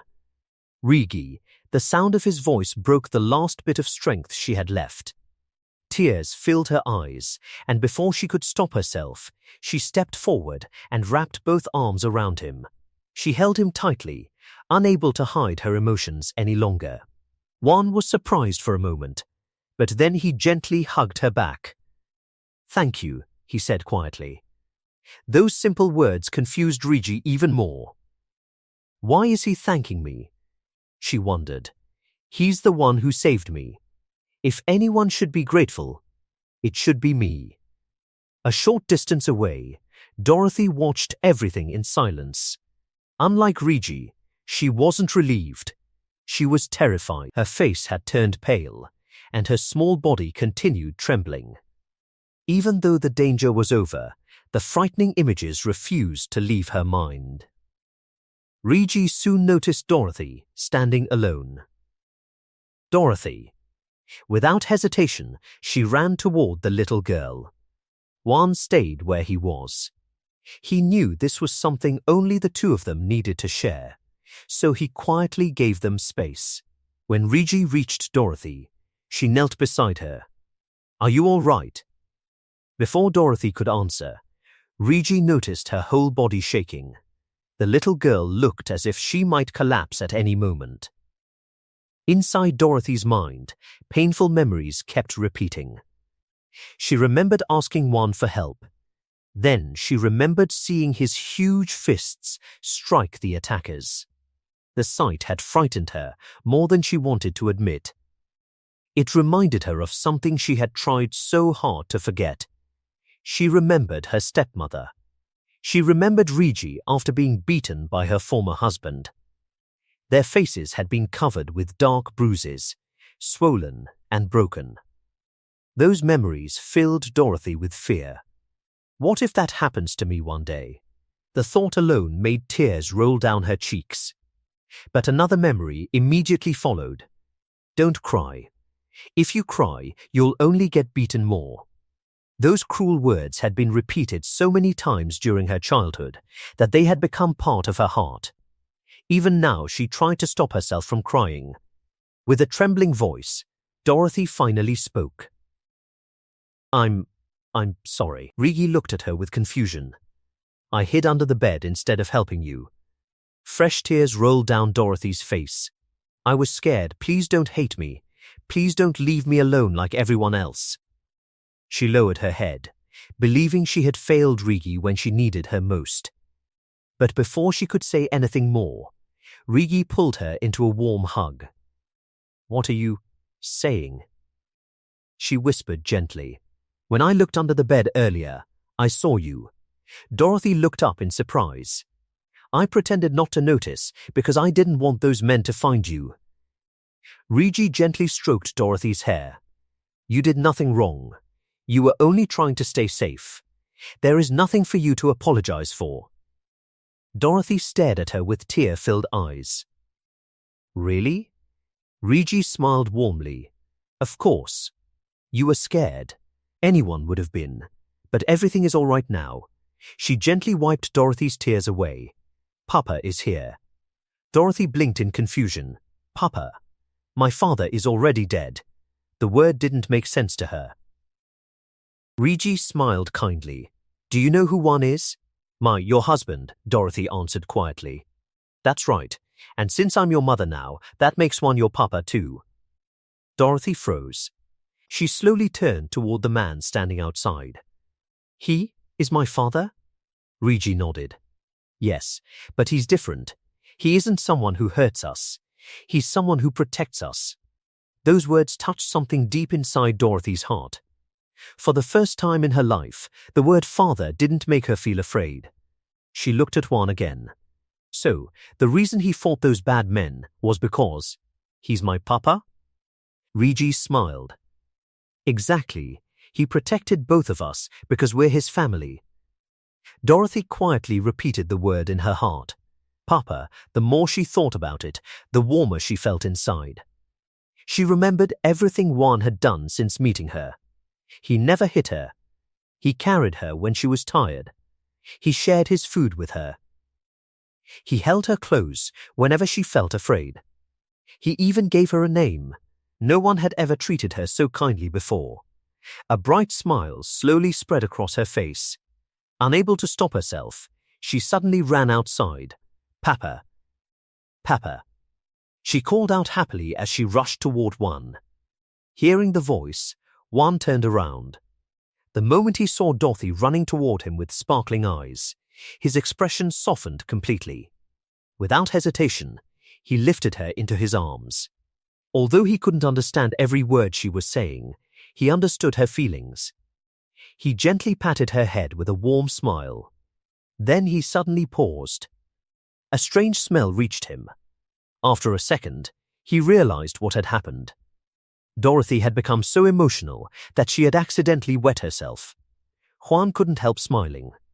Poor little Dorothy looked far too happy to even notice. "I should change her clothes before she catches a cold," he thought. Just then, Rigi walked over. Juan naturally wrapped one arm around her as well. For the first time, the three of them stood together like a real family, holding each other in a peaceful embrace after everything they had endured. While Juan and Rigi were holding Dorothy, the little girl suddenly looked past them, her eyes lit up with excitement. The meat, she shouted. Before either of them could react, Dorothy slipped out of Juan's arms and ran toward the place where the attackers had fallen. Juan and Rigi exchanged confused looks before following her. Dorothy stopped beside a large basket filled with meat. Without thinking twice, she bent down and grabbed it with both hands, trying with all her strength to lift it. The basket barely moved. It was much too heavy for such a small child. Even so, Dorothy refused to give up. She clenched her teeth and kept pulling with all the strength she had. Little by little, the basket finally began to rise. Juan stared at her in disbelief. He couldn't help smiling. Her love for meat is unbelievable, he thought. Seeing her struggle, Juan quickly walked over and effortlessly picked up the heavy basket. Dorothy looked at him with sparkling eyes. To her, he looked like the strongest person in the entire world. Watching the admiration on her face made Juan chuckle to himself. Becoming a hero in a child's eyes is surprisingly simple, he thought. Sometimes all it takes is carrying a basket of meat. Rigi smiled as she watched them together. "Bring the meat inside," she called. "And take Dorothy with you. It's not safe to stay out here." Juan nodded. The three of them returned to the cabin together. Compared to the terrifying events outside, the little home now felt warm, peaceful, and full of hope. After putting everything away, Juan quietly stepped back outside. The moment he closed the door behind him, the warmth disappeared from his face. His eyes became cold again. The three attackers were still lying on the ground, groaning in pain. Part of Juan wanted to end everything right there. If those men stayed alive, they might return someday. If that happened, Rigi and Dorothy would be in danger again. His fists slowly tightened. The anger burning inside him hadn't disappeared at all. He wanted to make sure those men would never hurt anyone again. Just as he took a step forward, the village elder quickly stood in his way. "You mustn't kill them," the old man said firmly. Juan looked at him in silence. "So you're telling me to let them live?" The elder nodded. Juan didn't answer immediately. Instead, he took a deep breath and thought carefully. "If I kill them, the villagers may see me as a murderer. I could be arrested, or worse, become a slave again." That thought stopped him. His life no longer belonged only to himself. He had people waiting for him now. He couldn't make reckless decisions anymore. Juan slowly lowered his fists. Then he looked down at the defeated men with burning hatred. "You filthy cowards," he muttered. Inside his heart, however, he made a silent promise. "I'm sparing you today because I have a family to protect. But I'll remember every one of your faces. If you ever threaten them again, I won't show mercy a second time." Although he chose not to kill them, his determination remained unshaken. After calming himself, Juan noticed the supplies scattered across the ground. There were tools, food, and other useful items. Throwing them away would only make survival harder.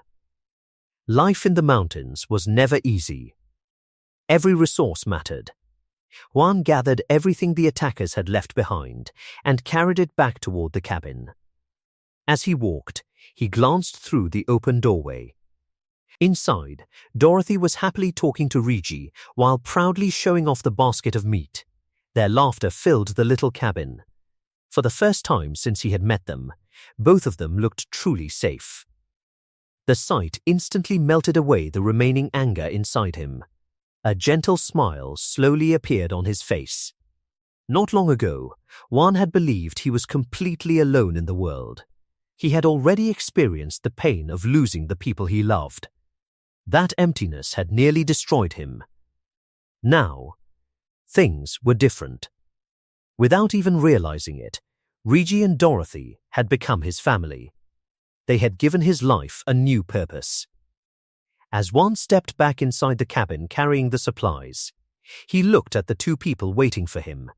Dorothy laughed happily as she proudly guarded the precious basket of meat, while Rigi smiled with relief, knowing the nightmare had finally ended. Watching them together filled Juan's heart with quiet determination. He had already lost one family. He refused to let history repeat itself. No matter what dangers lay ahead, no matter how many enemies stood in his way, he would never allow anyone to hurt them again. From this day forward, Rigi and Dorothy were no longer alone. They had someone willing to stand between them and the entire world. And as Juan looked at his wife and daughter, he made a silent promise to himself.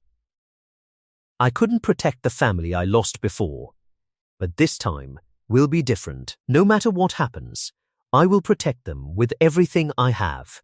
Juan carefully brushed Rigi's hair away from her face as he examined the bruises left by the attack. His eyes were filled with worry. Every injury she carried reminded him that he had arrived too late. A heavy feeling settled in his heart. If only I knew healing magic, he thought. I could erase all of these wounds in an instant. The thought frustrated him. He hated feeling powerless when the people he cared about were suffering. Seeing the sadness in his eyes, Rigi gently reached up and placed her hand on his cheek. She smiled softly, silently telling him that she was all right. Then she did something unexpected. Using both hands, she gently pulled the corners of his mouth upward, encouraging him to smile. Juan blinked in surprise. Her small gesture was simple, but it warmed his heart. Before he realized it, he was smiling again. Without saying a word, Juan carefully lifted Rigi into his arms. She looked at him with wide, confused eyes.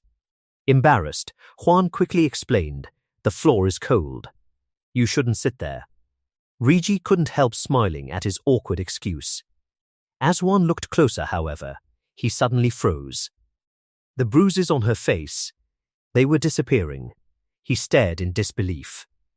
Only moments ago, the marks had been clearly visible, but now they were fading right before his eyes. His heart began racing. Could it be? He remembered all the strange magical training he had been practicing recently. Did it finally work? Excitement quickly replaced his worry. I can use healing magic. Unable to hide his happiness, Juan grinned from ear to ear. Meanwhile, Rigi simply stared at him, completely confused about why he had suddenly become so cheerful. The following morning, life in the village continued as usual. Not everyone, however, was happy about the mountain guardian. A woman angrily kicked a rooster wandering near her feet. "Has that idiot completely lost his mind?" she shouted.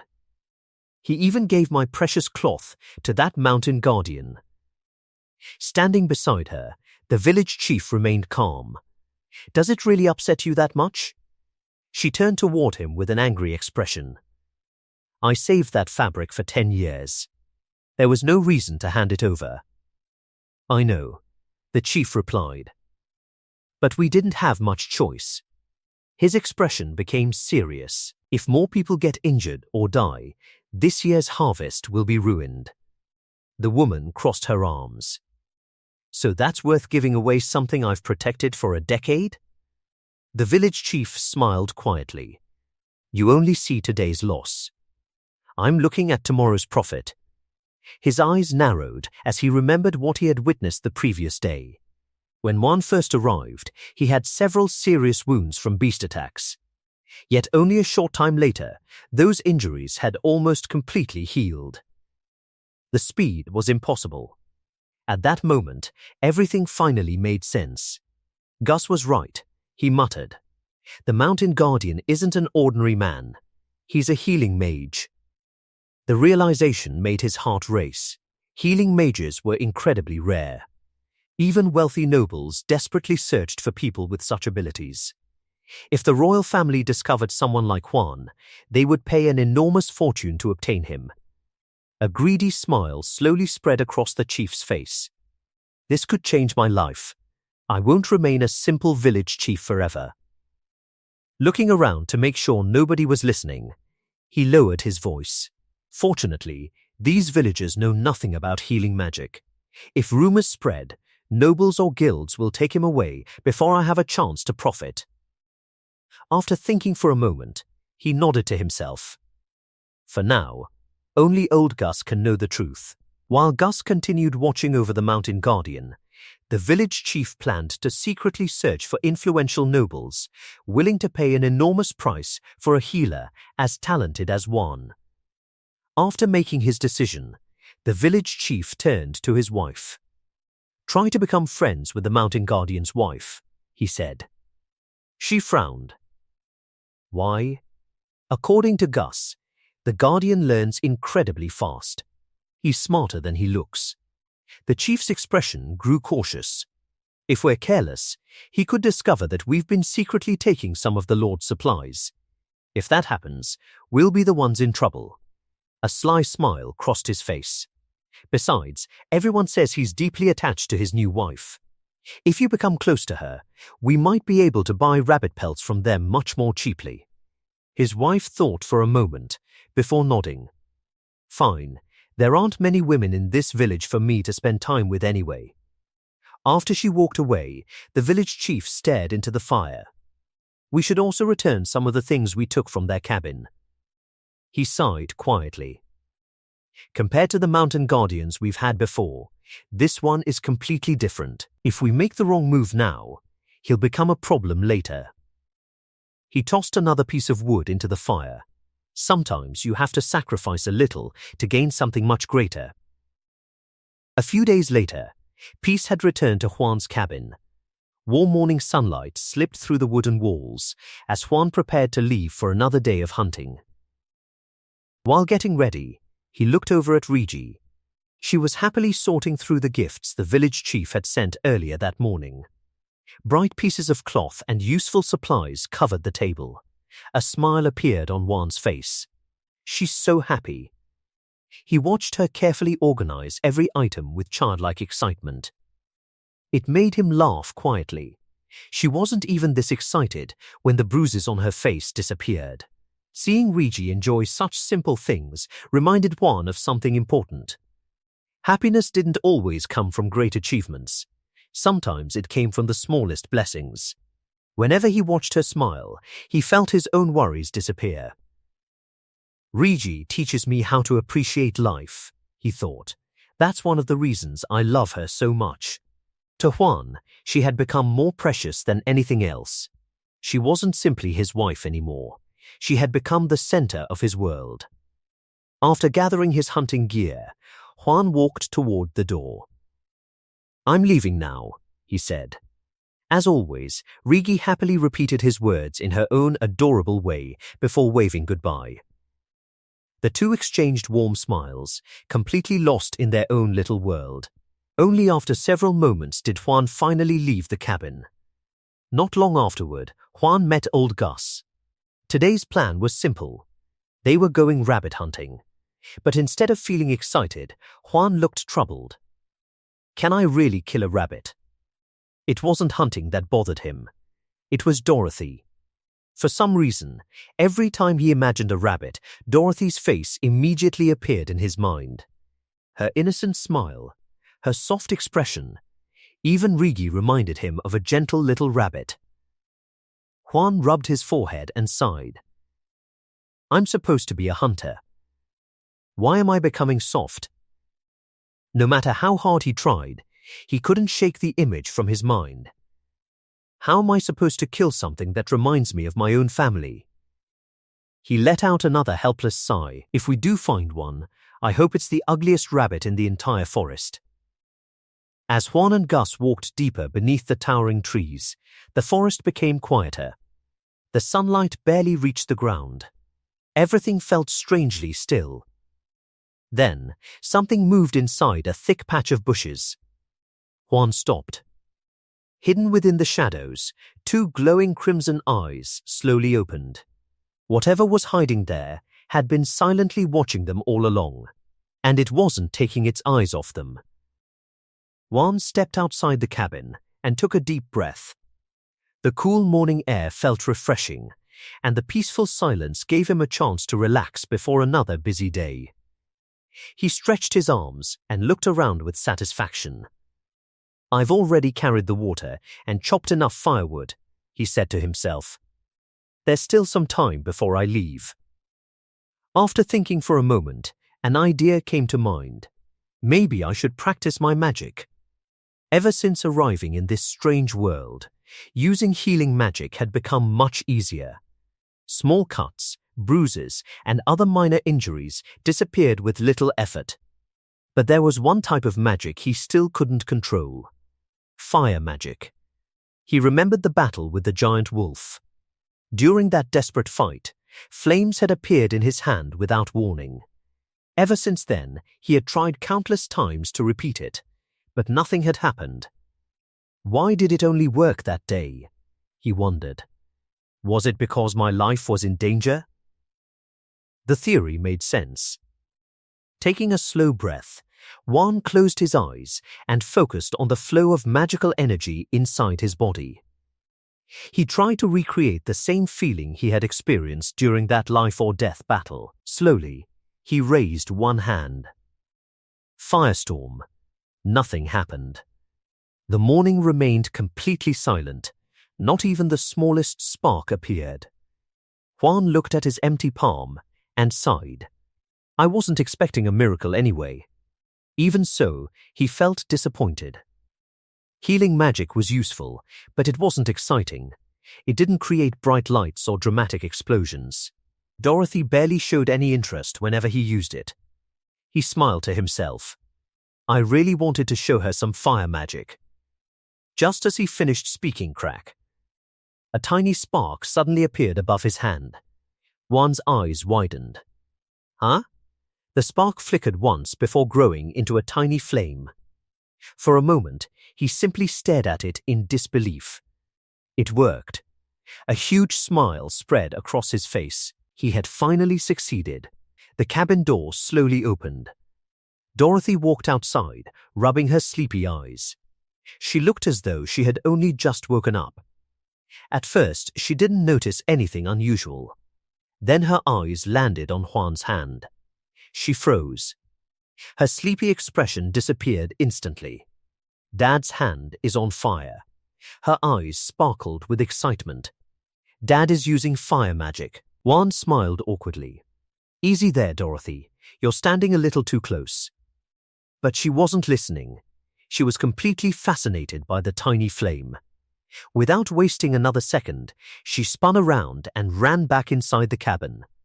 Mum, come quickly. Dad can use fire magic. Juan couldn't help laughing. Compared to his own reaction, Dorothy looked far more excited than he was. Only moments later, Regi hurried outside. What happened? Then she saw the flame. Her eyes grew wide with surprise. Juan, fire is coming out of your hand. Dorothy proudly pointed toward him. I told you, Dad can use fire magic. Juan looked at the two of them. Regi stared at the flame in amazement. Dorothy looked ready to cheer. Their reactions made him smile.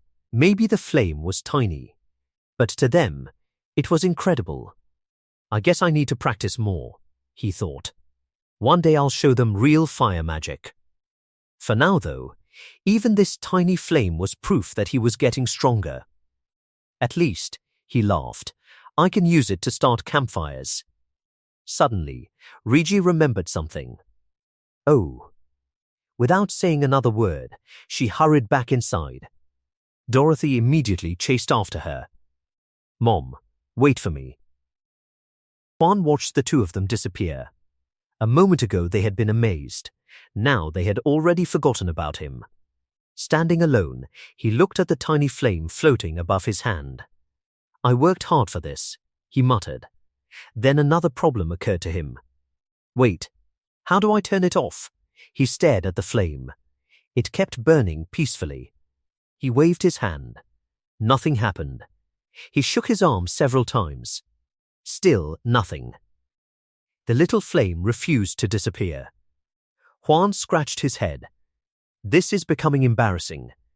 After trying everything he could think of, he finally gave up. It'll probably go out by itself. The moment he finished speaking, poof, the flame disappeared. Juan blinked. Seriously, he stared at his empty hand before letting out a helpless laugh. The magic in this world is definitely strange. Shaking his head, he walked back toward the cabin, completely unaware that the day ahead would become another important step in his journey. When Juan entered the cabin, he found Dorothy staring into a wooden bucket with a disappointed look on her face. He walked over and peeked inside. Only a few small pieces of meat remained. No wonder she looked so upset. Dorothy sighed deeply. "We don't have much meat left." Rigi couldn't help laughing at the little girl's dramatic expression. Juan smiled and crouched beside her. "Don't worry." Dorothy immediately looked up with hopeful eyes. "I'll bring home a rabbit today." Her gloomy face instantly brightened. Before she could say anything else, a familiar voice called from outside. "Juan." Juan turned toward the doorway. Old Gus was waiting outside with his hunting gear already prepared. "So you're ready?" the old hunter asked. Juan grabbed his bow, arrows, and travel bag. "It's time." As he walked toward the door, Dorothy ran over to him. "Have a safe trip, Dad." Juan smiled warmly and gently patted her head. "Be a good girl while I'm gone." Rigi stepped closer. "You be careful too." Juan nodded before leaning forward and giving her a gentle kiss. Dorothy watched them carefully. After a few seconds, she raised her hand. "Me too." Juan laughed. "You want one as well?" She nodded seriously. Without hesitation, Juan crouched down and kissed her on the cheek. Dorothy immediately smiled with satisfaction, as though she had completed an important mission. Juan and old Gus headed deep into the mountains. The journey wasn't just a hunt. It was another lesson. As they walked, Gus pointed out useful plants, different kinds of trees, and animal tracks hidden across the forest floor. "That wood burns longer," he explained while pointing toward a large tree. A little farther ahead, he stopped beside several small droppings. "Rabbit tracks. They passed through here recently." Juan listened carefully. Everything around him was new. Every lesson increased his chances of surviving in this unfamiliar world. After walking for some time, Gus suddenly raised one hand. "Stop." Juan froze instantly.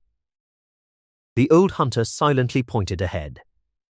There, Juan carefully followed his finger. Standing in a grassy clearing was a rabbit. At least, it looked like one. Juan frowned. "This isn't the kind of rabbit I remember." The creature was much larger than any rabbit from Earth. It stood nearly waist-high and hopped with long, powerful legs, making it look more like a small kangaroo. Juan couldn't help smiling.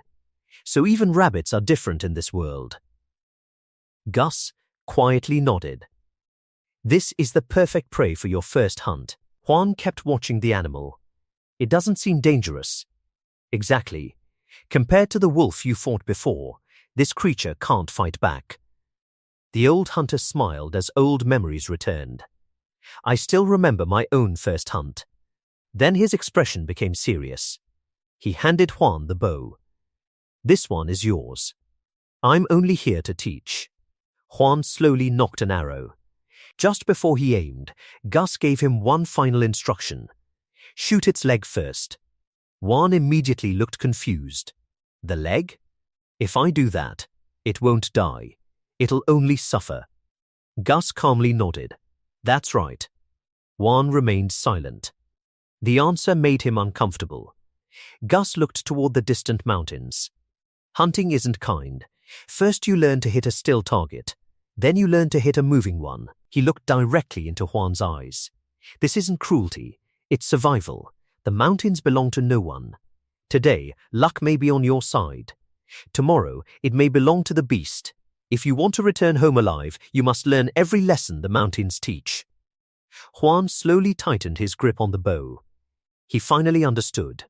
Old Gus wasn't teaching him how to kill. He was teaching him how to survive.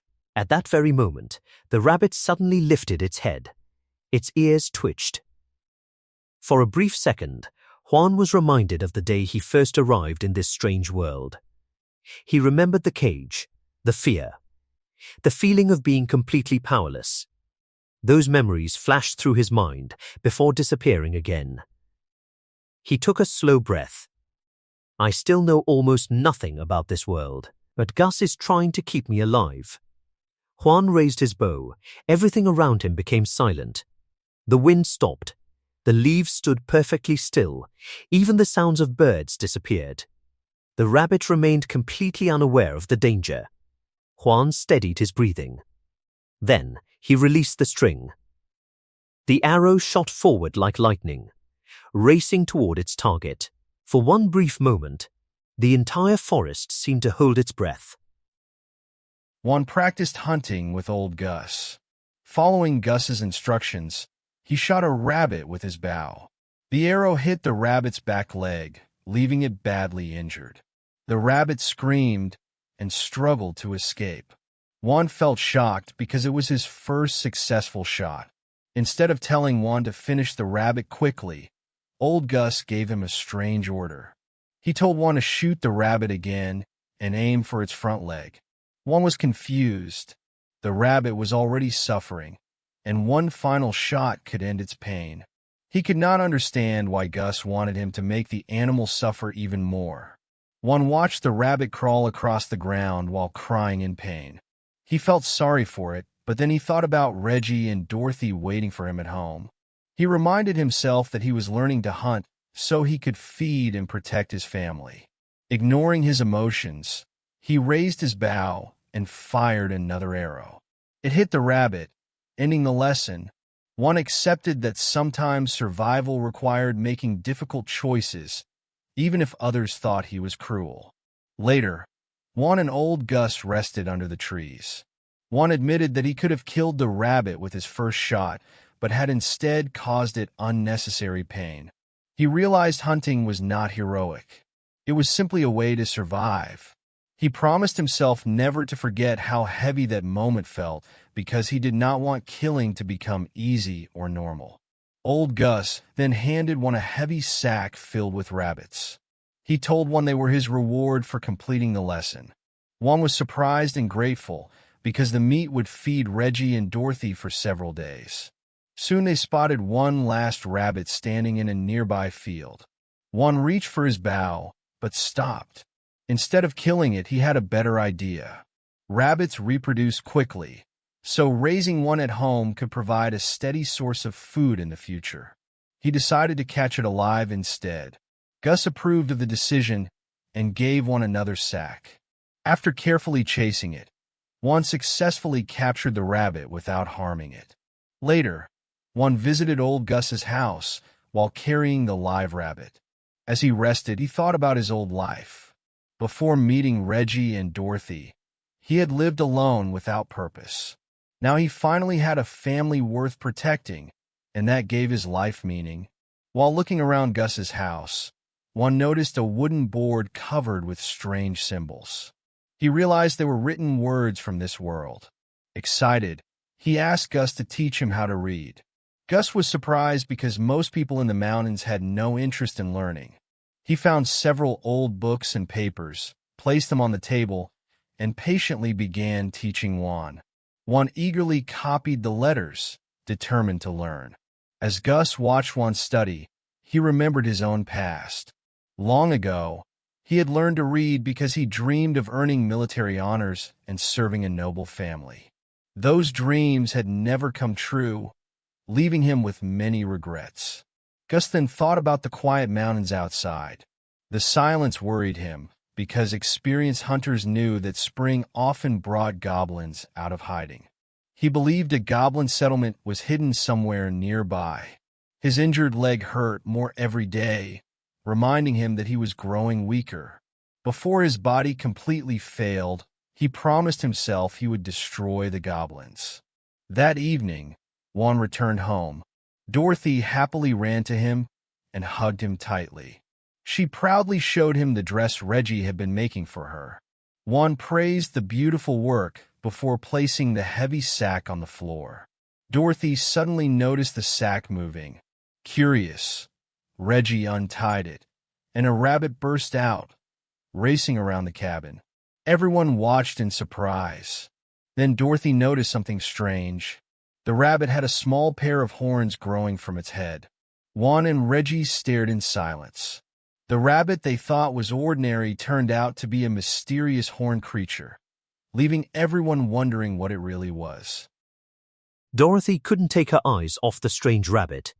"It's so cute," she said happily as she stared at its tiny horns. Reggie quickly stepped in front of her. "Dorothy, don't get too close." The little girl tilted her head in confusion. "Why?" "It has horns," Reggie explained. "We don't know if it's dangerous." Even though she warned Dorothy to stay back, Reggie carefully walked toward the rabbit herself. "I'll catch it." Dorothy watched with excitement. "Wow." Reggie slowly reached out with both hands, expecting the rabbit to jump away at any moment.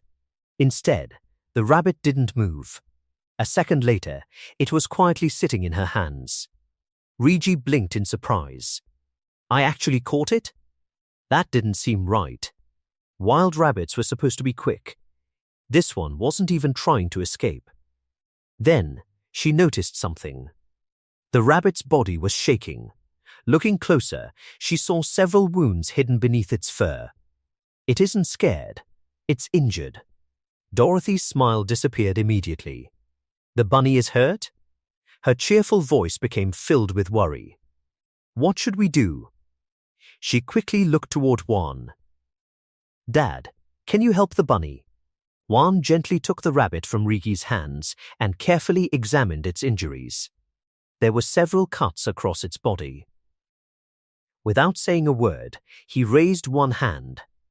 A soft golden light gathered around his fingers.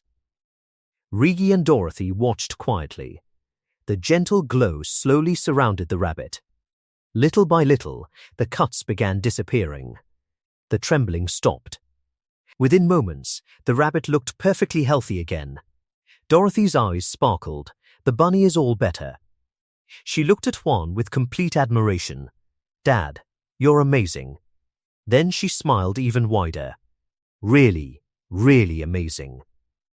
Without hesitation, she threw her arms around him. Reggie smiled warmly as she watched the scene unfold. Juan couldn't hide his happiness. Hearing their praise filled him with pride, and a faint blush appeared on his face. For a few peaceful moments, he simply enjoyed being surrounded by the people he loved. As he bent down to place the rabbit on the floor, Dorothy suddenly stopped him. "Wait." She hurried inside and returned carrying a small woven basket. "Put the bunny in here." Juan smiled and gently placed the rabbit inside. Dorothy knelt beside the basket and softly patted the little animal. "I'll take good care of you. I promise I'll protect you." The rabbit quietly looked back at her, almost as if it understood. Juan and Reggie exchanged smiles. Seeing Dorothy care so deeply for such a tiny creature filled both of them with happiness. That night, the cabin was peaceful. Dorothy had fallen asleep beside her bed, with the rabbit's basket tucked safely against her chest. Meanwhile, Juan sat beside Reggie, practicing the written language of this world. She patiently helped him read and write each new letter. As Juan copied the characters onto paper, his thoughts slowly wandered. "People are never satisfied," he thought. "At first, I was simply grateful to survive." He remembered being dragged through the mountains like livestock after arriving in this strange world. Back then, survival had been his only wish. Then he found a home. After that, he expanded the cabin so Dorothy would have more space to play. Now, he wanted to learn how to read and write. A small smile appeared on his face. Life kept giving him new dreams. He glanced toward Reggie. Out of everything he had gained, she was the greatest gift of all.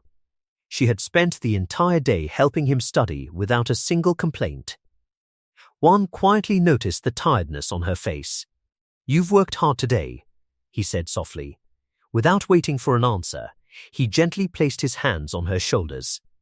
Riji jumped slightly in surprise. Then, Juan slowly began massaging her aching shoulders. She relaxed almost immediately. "Thank you," she whispered with a shy smile. His warm hands eased away the day's exhaustion. The room grew quiet again. Neither of them needed words. Simply sitting together like this was enough. For Juan, this peaceful evening felt more valuable than anything he had ever owned. The next morning, the village chief climbed into a carriage and began the long journey to the nearest city. As the wagon rattled along the rough road, he let out a tired sigh. "It takes almost a day and a half just to reach the city," he complained while rubbing his sore back. "I've only been traveling for a few hours, and my whole body already aches." His frustration quickly faded as thoughts of money filled his mind.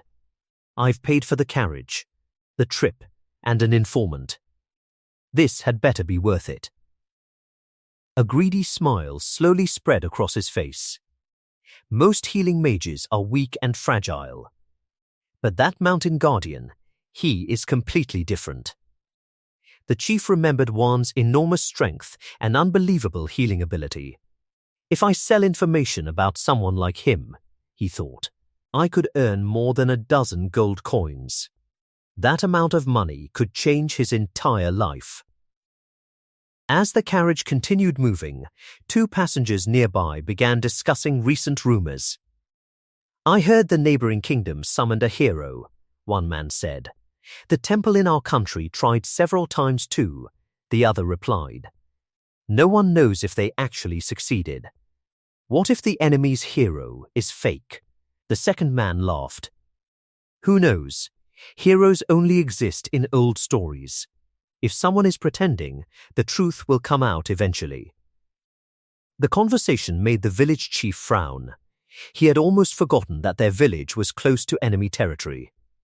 If war breaks out, he thought, everything will become much more dangerous. He clenched his fists. "I need to sell this information, collect my reward, and return home before anything happens." Back at the cabin, Dorothy happily spent the morning with her new rabbit. She crouched beside its basket and smiled. "You must be bored. I'll play with you." Just then, Riji walked into the room. "Dorothy, don't eat the bunny." Dorothy looked at her in complete confusion.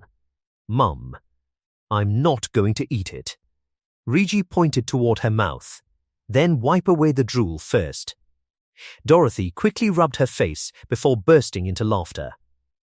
"Oh, I almost forgot. I need to feed the bunny." She grabbed some food and hurried outside. As she stepped into the yard, she suddenly noticed Juan working nearby. He was building a wooden fence around part of the property. "We already have a house," she wondered. "So why is Dad making a fence?" A moment later, she remembered the rabbit.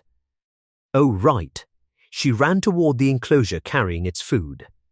Inside were several large rabbits Juan had brought home from hunting. Dorothy looked at them for a moment before laughing. "They're still big and ugly." Then she carefully placed food in front of each one before kneeling beside her favorite little horned rabbit. "I'm busy today," she whispered. "So you have to eat nicely by yourself."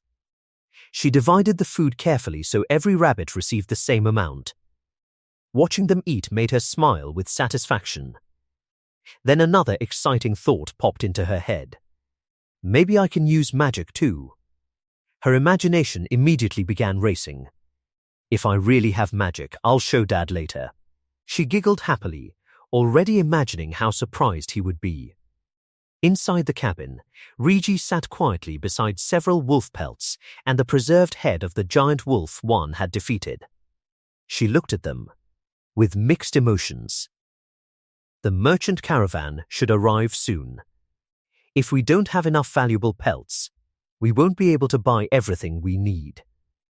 Her eyes rested on the beautiful wolf skin. This was Juan's first hunt. I really don't want to sell it. But reality quickly returned. Juan still needed proper clothes. He needed shoes. The cabin needed more buckets, cooking pots, and supplies for the future. After thinking everything through, Rigi sighed. One rabbit pelt won't be enough. With renewed determination, she tied back her hair, picked up a pair of scissors, and began preparing the pelts for trade. Sometime later, the front door opened. "I'm home." Juan's familiar voice filled the cabin. "Dad." Dorothy immediately ran into his arms. Rigi smiled warmly. "Welcome back." Juan looked toward her, then suddenly stopped. His eyes widened in complete surprise. Dorothy pointed dramatically at her mother and shouted with excitement, "Dad." "Mom's hair is gone." Juan stood frozen, staring at Rigi's brand new haircut, wondering what had happened while he was away. Juan stood frozen as he looked at Rigi. For a brief moment, he almost didn't recognize her. Her long hair, which had always framed her face so beautifully, was gone. It had been cut short, completely changing her appearance. Beside them, Dorothy walked around her mother with a puzzled expression. "Mom," she asked, "where did your hair go?" Rigi smiled awkwardly. "I cut it." Dorothy's face immediately fell. "But your long hair was so pretty." Hearing those words, Juan finally understood what had happened. Rigi hadn't cut her hair because she wanted a new look. She had sold it. In this world, long hair wasn't just part of a woman's beauty. It was something many poor families sold whenever they desperately needed money. She had sacrificed it for their future. Juan slowly walked toward her. Without saying anything, he gently cupped her cheek. "I'm sorry, Rigi," she blinked in confusion. Why was he apologizing? Most husbands wouldn't think twice about something like this. To them, hair was simply another resource that could be exchanged for money. But Juan wasn't worried about the money. He was worried about her. Looking into his gentle eyes, Rigi suddenly felt tears gathering. She wasn't crying because she regretted cutting her hair. She was crying because someone cared enough to feel sorry for her. Unable to hold back her emotions, she stepped forward and wrapped her arms around Juan. She buried her face against his chest. "My heart feels so warm," she thought. Juan quietly returned the hug, holding her close without saying another word. Watching them nearby, Dorothy smiled from ear to ear. Seeing her parents happy made her happier than anything else. A little later, the three of them headed toward the nearby town. Dorothy happily sat on Juan's shoulders while Rigi walked beside them. "Mom, you should ride up here too." Dorothy laughed. Rigi smiled and shook her head. "If I climbed up there too, your poor father would collapse." Everyone laughed. The peaceful journey felt more like a family outing than a trip for business. When they finally reached town, they were greeted by crowded streets filled with merchants, travelers, children, and adventurers. People shouted from every direction, trying to attract customers to their stalls. Juan quietly looked around. The lively streets reminded him of the world he had left behind. He remembered walking through crowded shopping streets completely alone. But things were different now. He glanced at Rigi walking beside him. Then he looked up at Dorothy laughing on his shoulders. A warm smile spread across his face. So this is what it feels like to walk through town with a family. Before he could enjoy the moment any longer, Dorothy suddenly pointed toward a nearby stall. "Dad, I want to see that." Juan carefully lowered her to the ground. She ran over excitedly, where she noticed a young boy standing nearby. The two children looked at each other curiously. After several seconds, Dorothy tilted her head. "You look like him." The boy blinked. "Like who?" Nearby, Juan scratched his head in confusion. Who exactly does she think he looks like? Meanwhile, Rigi approached a merchant and placed several rabbit pelts on his counter.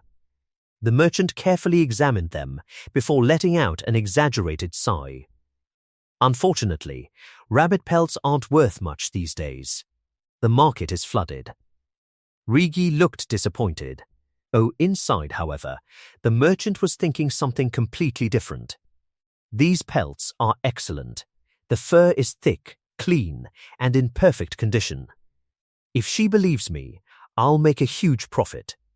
Keeping a straight face, he offered her only a few cheap household goods. Just as Rigi began considering the deal, Juan stepped forward.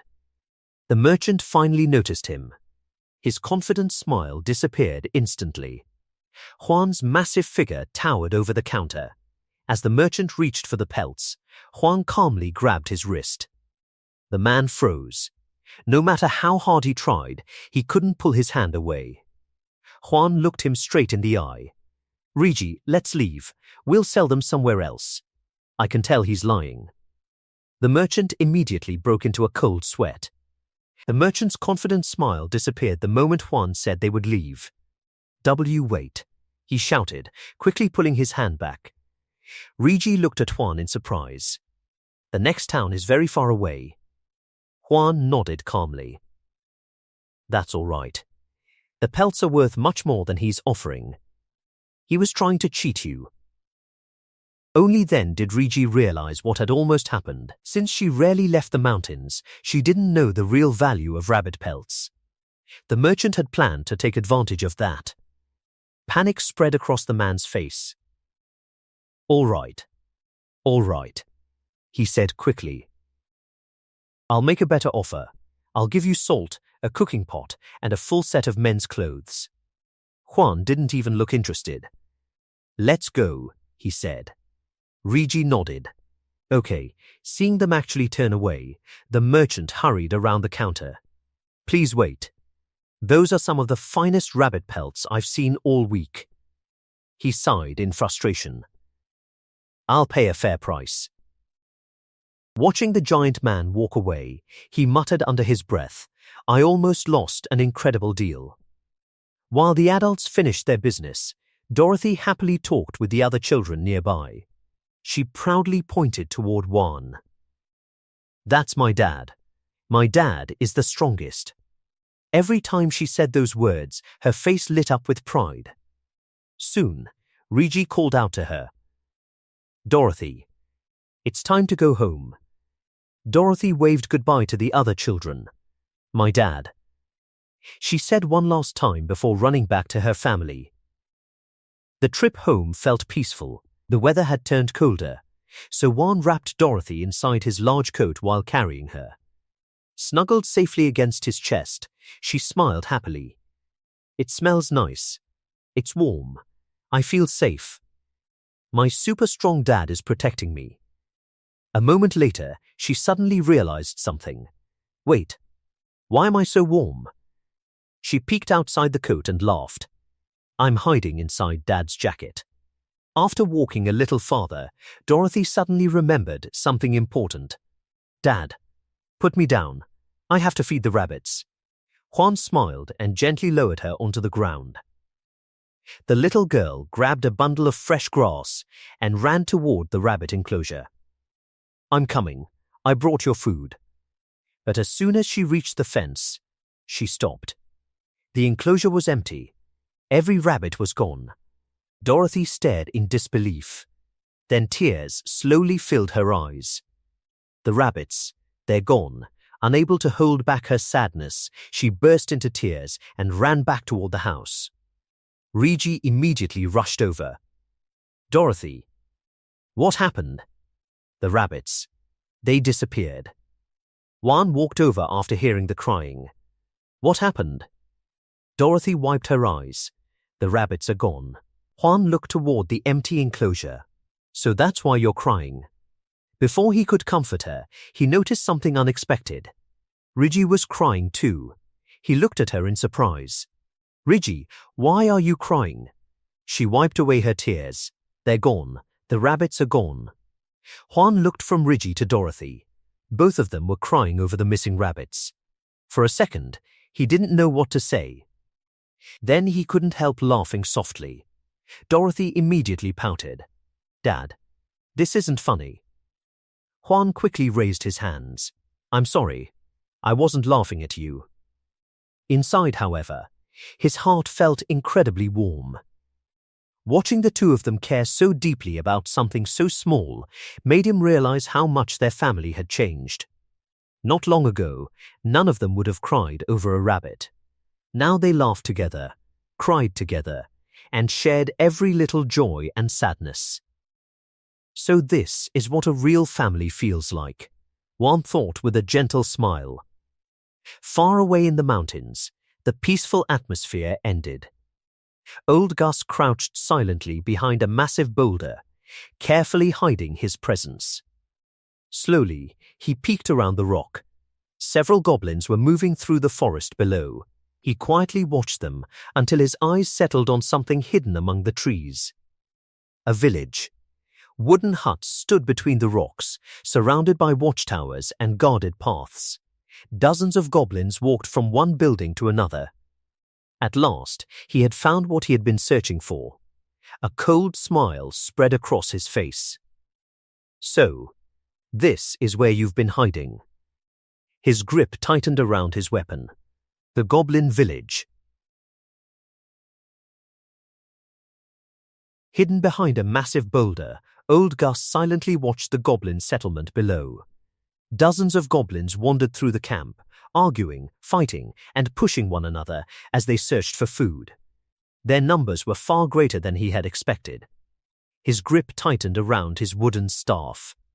I want to charge in and kill them all right now, he thought, but he quickly forced himself to stay calm. That would only get me killed. His experienced eyes carefully studied the settlement. The camp was overcrowded. Food was becoming scarce, and tensions were already rising among the goblins. A cold smile crossed his face. When they run out of food, and women, they'll eventually start killing each other. Old Gus understood these creatures better than most people. One goblin alone wasn't very dangerous. Compared to wolves and other monsters, they were actually quite weak. The real danger came from their numbers. They never fight alone, he whispered. They hunt in groups. And no matter how many die, they multiply faster than anyone can stop them.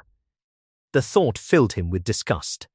He remembered the terrible stories he had heard over the years. Goblins raided villages, kidnapped women, and forced them to give birth until they eventually died. The memory made his jaw tighten. Spring was approaching. When that season arrived, the goblins would become even more aggressive. He couldn't allow that to happen. His thoughts slowly turned toward one person. Juan. A quiet sigh escaped his lips. Every time he thanks me for teaching him, I feel guilty.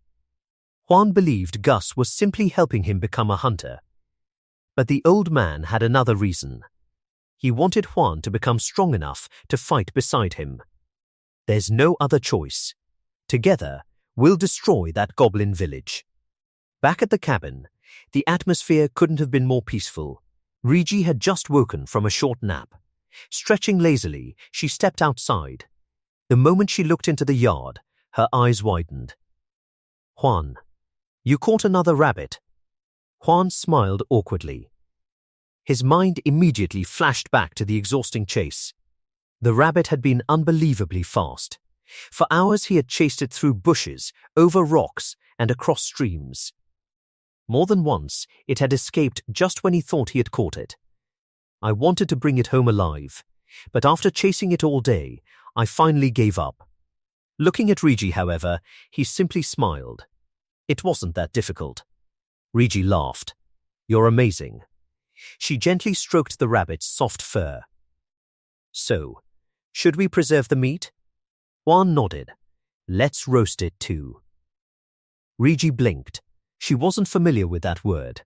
Seeing her confused expression, Juan quickly corrected himself. We'll preserve some and roast the rest. Oh. Rigi smiled brightly. I'll make it delicious. While she prepared the rabbit, Juan started a fire outside. A few moments later, he frowned. The flames were becoming weaker again. He looked down at his fingers. This fire magic is strange. Sometimes it works. Sometimes it doesn't. As he focused on cooking, he suddenly felt magical energy gathering again. Whoosh! Bright flames burst from his fingertips. Juan jumped in surprise. Wait. Not so much. He quickly pulled his hand away before the rabbit burned. The fire disappeared just as suddenly as it had appeared. Juan stared at his hand. Why does it only work whenever it wants? Then he remembered the battle against the giant wolf. Back then, the fire hadn't appeared in his hand. It had appeared directly on the wolf. His eyes slowly widened. Wait, what if I'm thinking about this completely wrong? Maybe the fire wasn't created in his hand at all. Maybe he was casting it directly onto whatever he wanted to burn. Excited by the idea, Juan closed his eyes. He imagined the rabbit slowly roasting over a gentle fire. Not burning, not exploding, just cooking evenly from every side. A second later, soft orange flames quietly appeared around the rabbit itself. The magical fire wrapped around the meat without touching anything else. Golden fat slowly dripped onto the hot coals as the rich smell of roasted meat filled the air. Juan's mouth slowly opened. It worked. The rabbit rotated gently while the flames cooked every side perfectly. A huge smile spread across his face. I finally figured it out. For the first time since arriving in this world, Juan truly understood how his fire magic worked, and judging by the delicious smell filling the cabin, his family was about to enjoy the best meal they had ever tasted. A little while later, Juan carried the freshly roasted rabbit into the cabin. The rich aroma filled the entire room before anyone even saw the food. Dorothy's eyes immediately lit up. Wow! Rigi covered her mouth in surprise. It smells incredible. The rabbit had turned a beautiful golden brown, its crispy skin shining in the firelight. Juices slowly dripped from the meat, carrying the delicious scent of herbs and bamboo throughout the cabin. Dorothy tilted her head. Is that chicken? Juan laughed. No, without saying another word, he gently pulled the roasted rabbit apart into 2 equal portions and handed one piece to Rigi and the other to Dorothy. Here, the two looked at each other before carefully taking their first bite. The moment the meat touched their tongues, they froze. The outside was perfectly crispy, while the inside remained tender and juicy. Every bite was filled with the flavors of herbs, bamboo, and slow-roasted meat. Their eyes grew wide with surprise. It's so delicious. Dorothy happily stuffed another bite into her mouth, while Rigi smiled warmly, enjoying every piece. Juan quietly watched the meat. He had barely touched his own meal, yet somehow he already felt full. Seeing the 2 people he loved enjoying his cooking brought him more happiness than eating ever could. Maybe this is what people mean when they say love makes food taste better, he thought with a smile. Over the following days, Juan practiced his fire magic whenever he had free time. The more he trained, the easier it became to control. Eventually, he made another surprising discovery. He stretched out one hand toward a nearby tree. The trunk stood almost half a meter away. With a single thought, a small flame suddenly appeared directly on the bark. Juan smiled. So I don't have to create fire in my hand. I can create it directly on my target. The discovery excited him, but it also made him uneasy. If this works on trees, could it work on people too? The thought sent a chill through his body. That kind of power could become terrifying if it was used carelessly. After a moment, he shook his head. I'll never use it like that, unless I have no other choice. His eyes drifted toward the cabin. Inside, Rigi and Dorothy were laughing together. A gentle smile returned to his face. I only need enough power to protect my family. Thinking about everything that had happened since arriving in this strange world, Juan remembered the mysterious Santa Claus who had changed his life forever. He laughed quietly to himself. If I ever return home, I might actually hold a memorial service for Santa. The ridiculous thought made him laugh even harder. Just then, Dorothy's cheerful voice echoed from inside the cabin. "Dad." The bunny woke up. Juan hurried inside. The little horned rabbit was happily hopping around the room, while Dorothy followed closely behind. She carefully picked it up and smiled. "Mr. Bunny, today I'll show you our home." Without waiting for an answer, she proudly began giving the rabbit a tour. "This is our kitchen. It's the most important room because this is where Mum cooks delicious food." The rabbit twitched its nose. Dorothy nodded seriously, as though it had understood every word. Next, she walked over to one of the wooden walls. "And this is a wall." Juan couldn't stop smiling. She was explaining everything with complete sincerity. Finally, Dorothy carried the rabbit over to Rigi. Holding it up proudly, she said, "Mr. Bunny, I'd like you to meet someone very important. This is my mum. You must never forget her." Rigi's face instantly turned bright red with embarrassment. Just then, Juan stepped inside. Dorothy turned toward him with a huge smile. "Dad, Mr. Bunny is my junior disciple." Juan blinked. "Junior disciple? What does that mean?" Rigi looked just as confused. Before either of them could ask another question, Juan suddenly noticed the way Dorothy was proudly holding the rabbit close to Rigi. A strange thought entered his mind. His eyes slowly widened.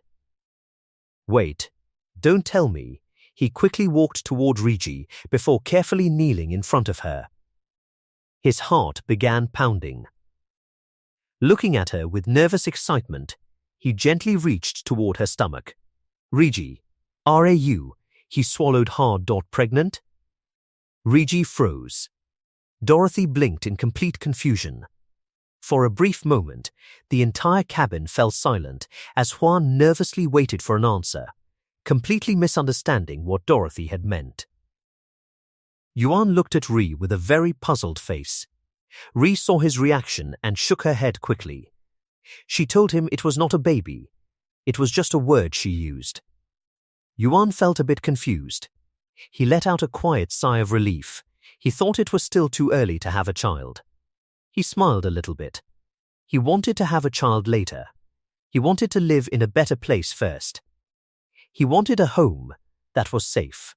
He did not want his family to struggle to survive. He wanted a peaceful life for them.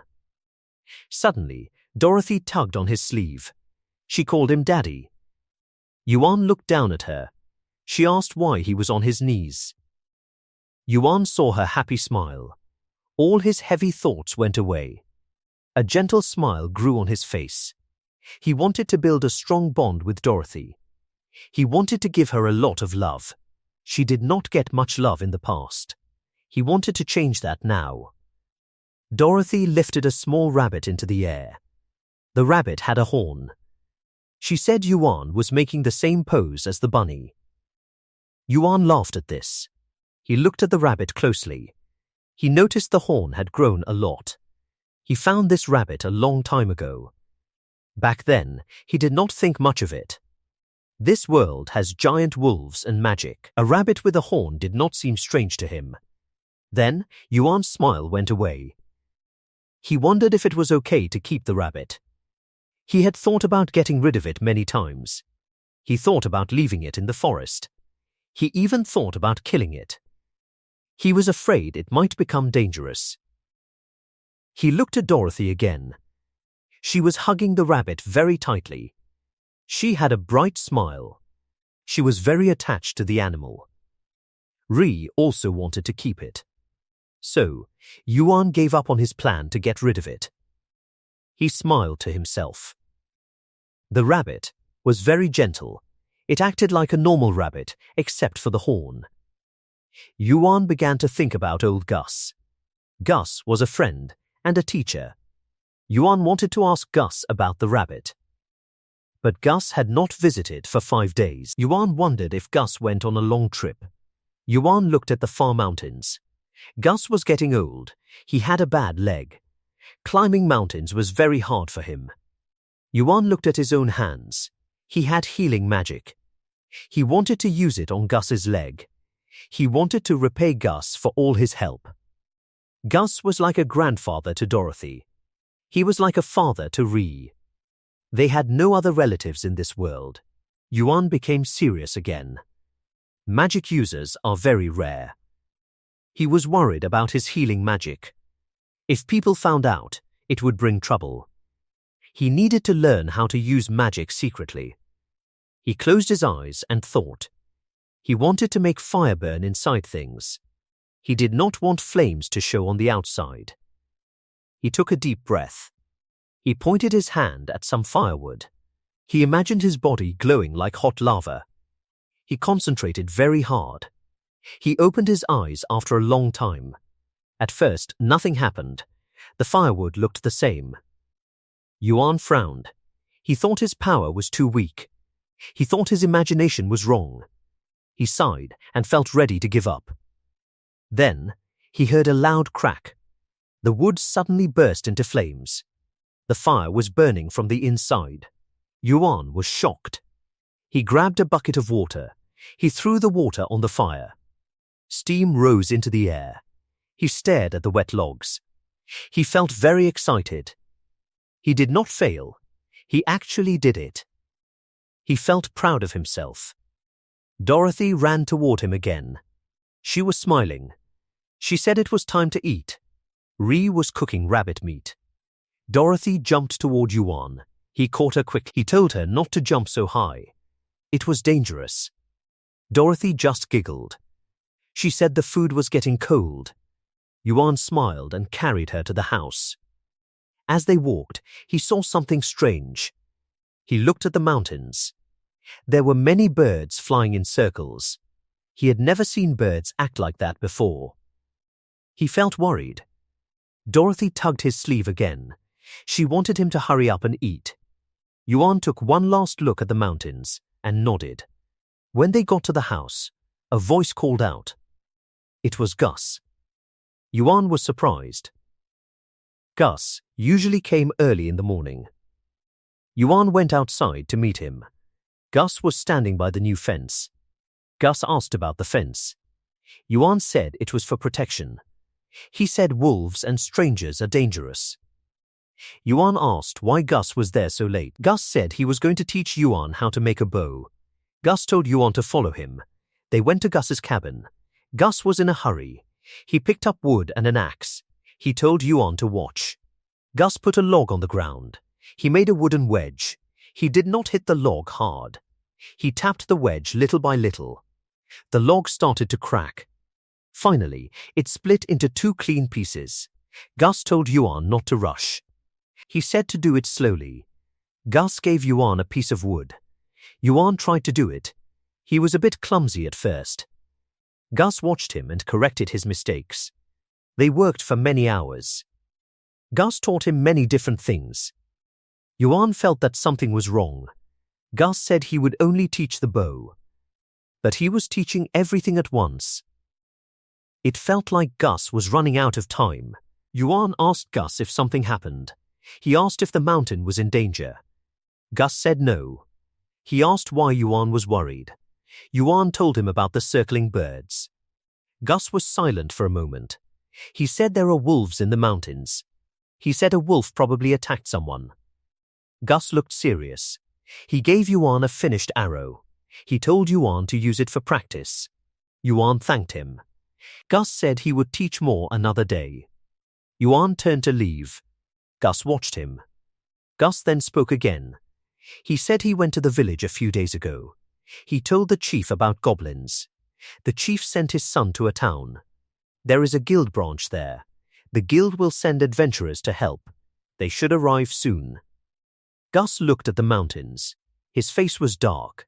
He said goblins move very fast. He said the birds were eating human bodies. Gus said a group of people were hiding in the mountains. They were near the goblins. A woman in the group probably attracted the goblins. Then, the goblins killed them all. Gus said things were going to get bad. He said the trouble would reach the village soon. Gus was very calm and cold. He said sacrifices must happen. He told Yuan that he must survive. He said Yuan was strong.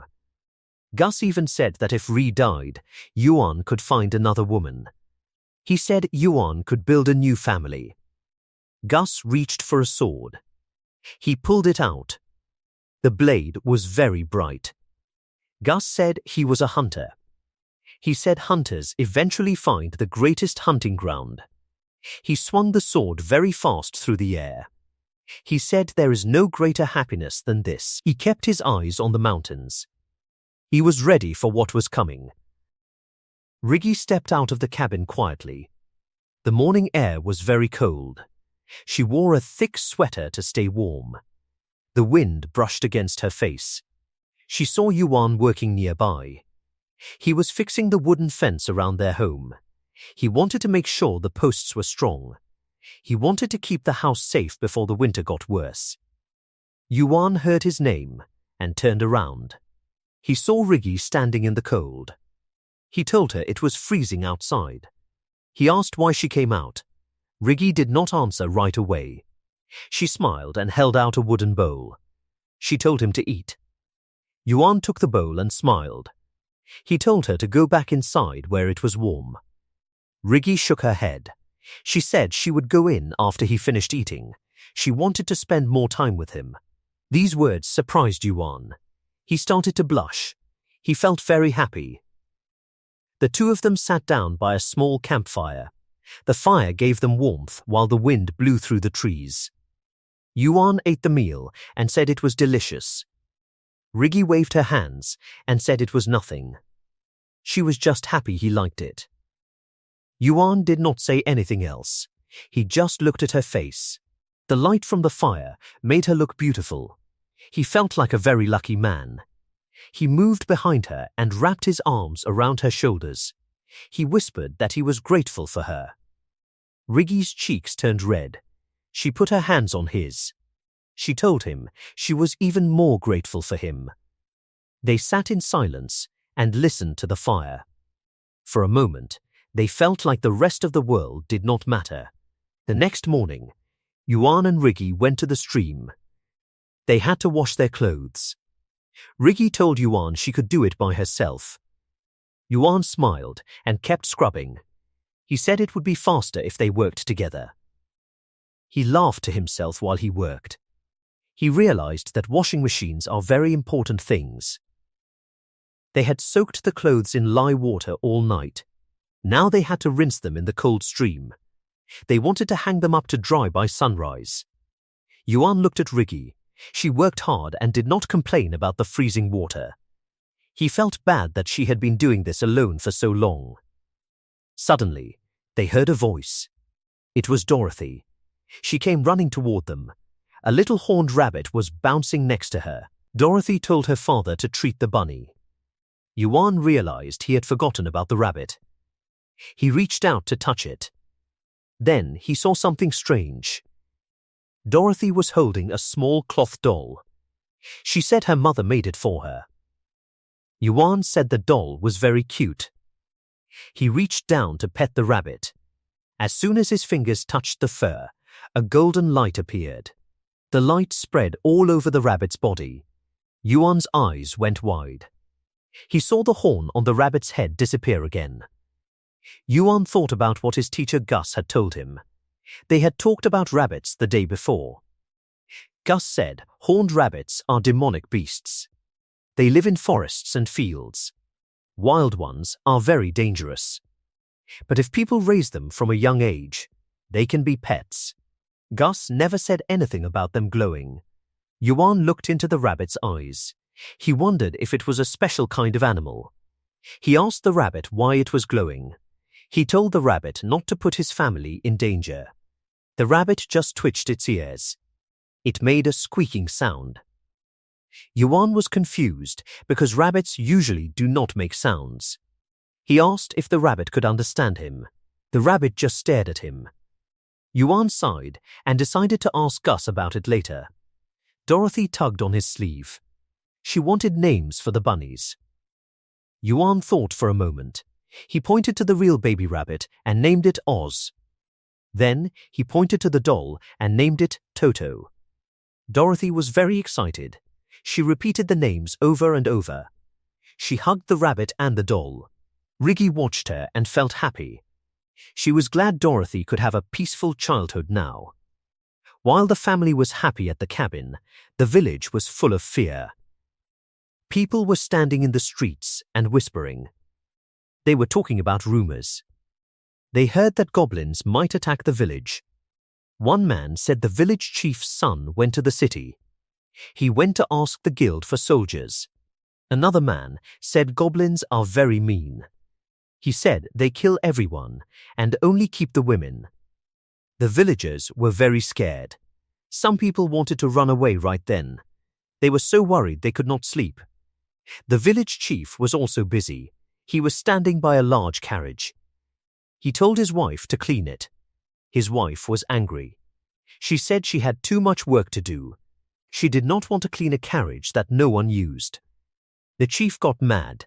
He said they needed the carriage to escape if the goblins came. His wife asked why they couldn't use their own small cart. The chief called her a fool.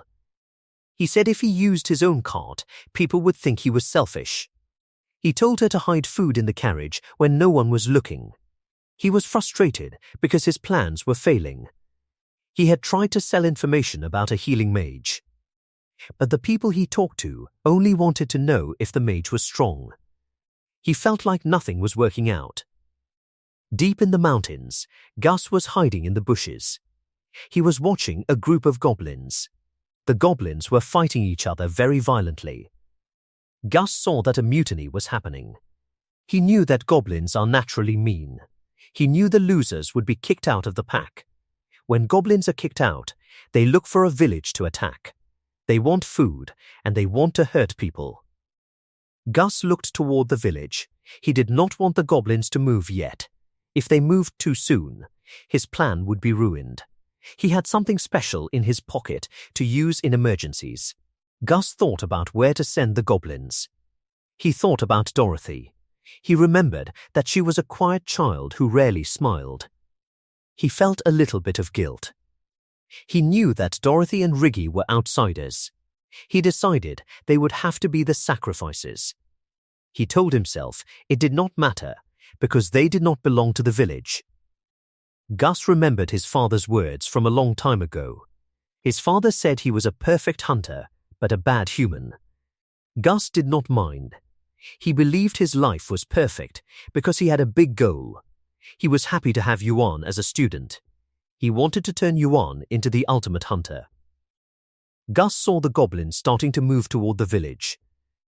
In another part of the forest, Yuan was looking at his traps. He found another rabbit in a snare. He used his knife to kill it quickly. He noticed that he did not feel bad about it anymore. He was getting used to killing for food. He realized he was changing so he could survive in this new world.